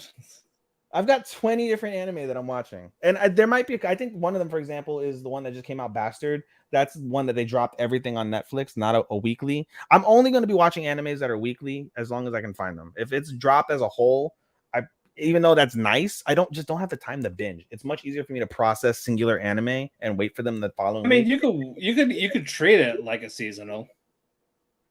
That is an option. Like watch one a week. But then knowing that it's there, I'll want to keep going. So that's tough. That's fair. We'll figure it out. I will plan to watch it before the season's over. Okay. So here's what we're going to do, Matt. I'm going to read out an anime, and you're going to tell me if you're watching it. I think that'll help. And then we can go over ones that you aren't watching because I'm covering everything under the fucking sun, it seems. All right. Tomorrow starts the summer officially for us with Rent-a-Girlfriend Season 2. I'm watching that. Overlord Season 4. I'm watching it. I'll be done with Season 3 tomorrow. There are two on this list that I'll let you go over that are really popular that I am not watching as of right now. Call of the Night. Call of the Night. Yep, I'm watching that. When will Arumu make his move? I am watching that also. My Isekai Life. I gained a second character class. That's you. That's me. My stepmom's daughter is my ex. That's mine also. Dr. Stone Special is in OVA. Yeah, We'll I'm watching that. We'll be covering that. That comes out July 10th for those who don't know. So it comes out. Well, let's see if we actually get it on that day too. Yeah, hopefully we will. No, it was announced by fucking Crunchyroll that it was going to be July 10th.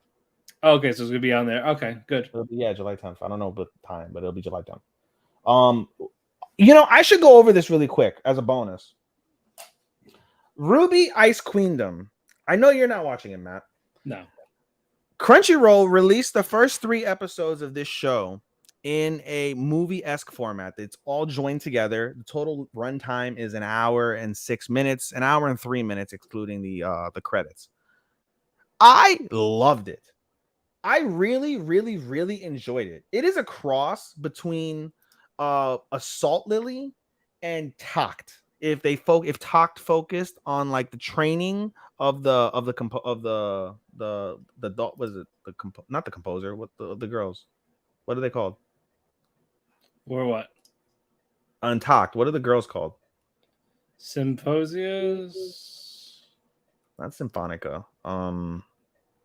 Either way, if they focus on the training of the girls, and Assault Lily like focused on some of the more badassery things, it's a combination of that. Ages are similar. These are teenage girls, but they're really fucking badass, and the story is really fucking cool. The story basically is about what's it called? These girls, they fight as hunters and huntresses, and they fight these like evil like forces in this like world or whatever. And they have like these really cool weapons that remind me of Assault Lily weapons, that are a mix of like swords and guns. The animation, superb. And again, there's stuff that goes on beyond the story.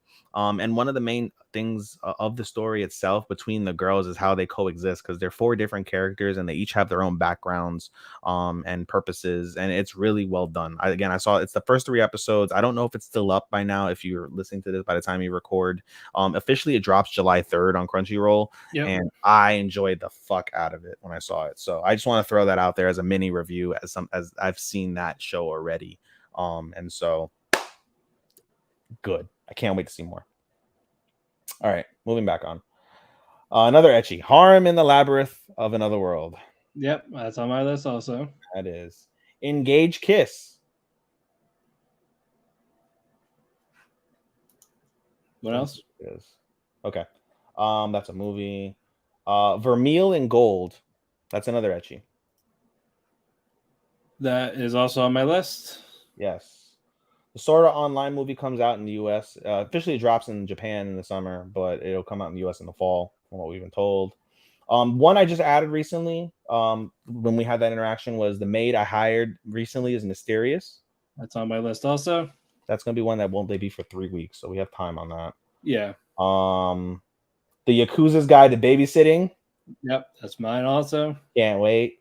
Black Summoners, one I know you're not watching. But Black Summoners there gives me SAO vibes for sure. The Tonikawa OVA, cannot wait for that. That's dropping later on in the season. As we mentioned, Bastard Heavy Metal is a Netflix drama. Damn, it's 24 episodes? Christ. Oh, only 12 are out right now. Oh, shit. Okay. Yeah. Cool. Another one I think that's going to be on there is Shine On. Bakumutsu Bad Boys. That's another Netflix one I think that drops, and it's something, if you want to watch Bastard, I think you should probably watch that one as well. Shine On. It's like fucking samurais with like fucking magical powers, I think, but I don't think it's like, what's it called again? Shine On Bakumitsu Bad Boys. Masked demons annihilated all but one member of, like, I guess, the samurai clan. 7 criminals are chosen as substitutes for the deceased members and are led by somebody who's killed by demons. Like, I don't know. It's like a mix of like Demon Slayer and Baki and samurais, which the way I describe that may not sound lit, but just the way like I saw the preview and I look at the design, it looks pretty fucking lit. So Okay. yeah, I can't wait for that one. Summer, so scroll down, Shine on Baku. We have the Sasaki and Miyano OVA. Looking forward to that one too. Yep. Drifting Home is an Onna. I don't know where that's going to drop. Another Onna is I think this is going to be on YouTube, but I don't know officially. Doomsday with My Dog. It's a comedy involving basically the whole world is gone except the whole world is dead except for this one teenage like girl and her Shiba Inu, and they have hilarious like skits and shit. It looks pretty fucking funny. And I think that's it for me. I went over a few overs as well. But as a whole, including we have what's it called? We have Cuckoos, I have Boruto, and with that combined, that leaves me at about. Oh, I forgot. Never mind. I forgot. Here we go. I knew I missed some. There we go. Teppen, Laughing Till You Cry. Yep. I put you on that one. I said you should watch that one. And then finally the My Hero OVA. That'll come out as well. So we have several OVAs definitely that we're gonna grade. All great anime as well. And so yeah, like I said, I have 20 different shows, dude. And I'm hoping some of them suck so I could drop them. But and I may add more depending as well if what Made in the Abyss. Engage Kiss. I said that. Okay, you did. All right. Unless you want to go over your list again, you can go. Yeah, that's one that's good to do. All right, fine. Go over the list. Yeah. Engage Kiss. Okay. If there's time, The Devil's a Part-Timer season 2. Okay. We will see. Counting YouTube right now. Lucifer and the Biscuit Hammer is also a maybe. I read the description. I wasn't like, I wasn't sold on it. So I was like, fuck it. I'm just going to. It's kind of like combing. That one, I'll wait for reviews. That was like, you know what it is? I felt that way about combing. I read the review. I was like, it's not for me. And then Harem in the Labyrinth of Another World. Mm-hmm. Isekai Oji-san.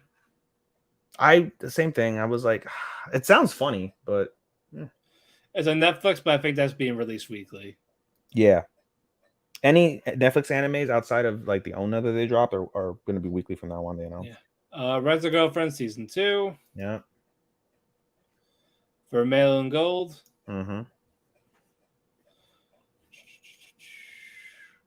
Yakuza's Guide to Babysitting. Mm-hmm. Made in the Abyss. The Golden City of the Scorching Sun. I'm going to try to get to it. We'll see. I don't have confidence I will, but I'll try. Okay, we got 2 weeks. The Croy Recoil. It's another original. You know, did I read that? I think I read that one, and that might have been a maybe. That might have been a maybe. I'll check it out, see how it goes. Yeah. Cafe May. Yeah, I had put this down at first, and then I dropped it, and I was like, I don't know. That'll be a maybe. That'll be a maybe for me. Right now, it's a maybe. My Stepmom's Daughter is my ex. Mm-hmm. Teppen. Mm-hmm. Overlord 4. Mm-hmm. The Maid I Hired Recently is Mysterious. Mm-hmm. Shadow's House season 2. It's one of your big ones. Can't wait for that one. Mm-hmm. When will Ayumu make his move? Mm-hmm. Classroom of the Elite season 2. Mm-hmm. Call of the Night. Another big one. Mask of Truth. That was another one I read, and I was like, maybe. There's a lot of maybes. There's a lot of good shit. And that is it for now. So we have 9 mutuals. Yep. Alrighty. And I have, Jesus Christ, I have so many. Are we done? I know we both want to go to bed. The one viewer that's on our W2M network page right now on Twitch, shout out to you. You've been with us for a long time. You must have nothing really going on. Yeah, it's okay. We appreciate it. We appreciate the fuck out of that. All right, closing thoughts. Can't wait for summer. I can't wait to finish. I really got to really focus on trying to get myself certified so I can focus 100% on the animes once I'm done. But yeah, hopefully I'll be able to catch up. Like I'm just being honest with the viewers. I'm being honest with you, dude. With this whole recertification thing, I'm gonna probably there's gonna be a couple weeks where we don't record because I'm gonna be trying to focus on that shit, and I probably have to go 0 Dark 30 on anime to accomplish that because it's getting close to crunch time. I have less than 60 days to do that. So, like I said, we'll make it work. We'll try and make it work. For anybody listening or hears this, Matt and I will be taking, as we normally do, another 1 week break to go ahead and let everything that we can air. There's a lot of animes that are going to be debuting throughout this whole month of July. So, but we'll give it a week just to see, we can get a good bulk of it out. Most of them will be out, and we'll, of course, as always, we'll give our first impressions. Yes, indeed. And go from there. But we ate so much cake. Matt looks like he's about to vomit it out. And we are full. We're over full of cake. Yes. You can follow me on Twitter at DemonPhoenix12. You can follow our Twitter at Talk the Kēki.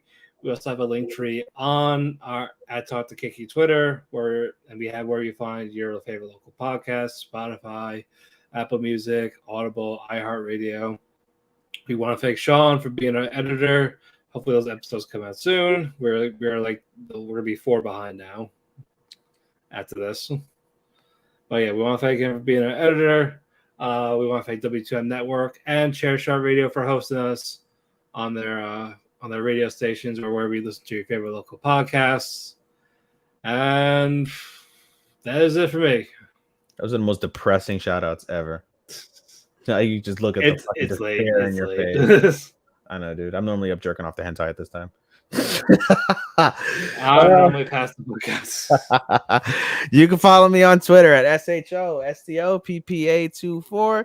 You can follow me on my anime Instagram at AI_anime24, where if you haven't been following me, I am posting weekly summaries, or daily, I should say, daily or semi-daily. What's it called? Reviews on all the shows that Matt and I have been talking about. So if you want to read a more elongated or a more verbalized version, please feel free to look at me on there. I also have a podcast Instagram at podcast.senpai. Again, as Matt said and I forgot to mention our Talk the Kēki Instagram at TalkTheKeki, Talk the Kēki. Again, as Matt said, all of our socials have link trees where you can find anything regarding our show or any of our other various endeavors. Shout out to MMA for Marks with my boy Andy. Shout out to B Roni or Land Tragic Podcast. There hasn't been content updated on either of those lately. However, at least for MMA for Marks, Andy and I are really trying to push something by doing some shorts where I give a drunken takes on the fights that I've just consumed, and let you guys get a little review and recap of that main event. You can check us out in terms of MMA for Marks. We have a Facebook group if you want to check us out. That's MMA number 4 Marks. So we add that there. And again, shout out to our group, Eat the Cake Anime.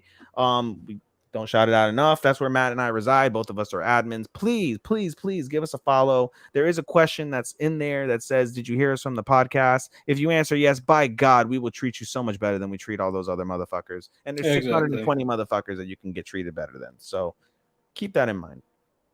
All right, Matt, let's go to bed. All right, we'll see you in 2 weeks. July 14th. Arigato, natu faku, and sayonara. Oyasumi minasan. Sayonara. Bye-bye. Bye-bye.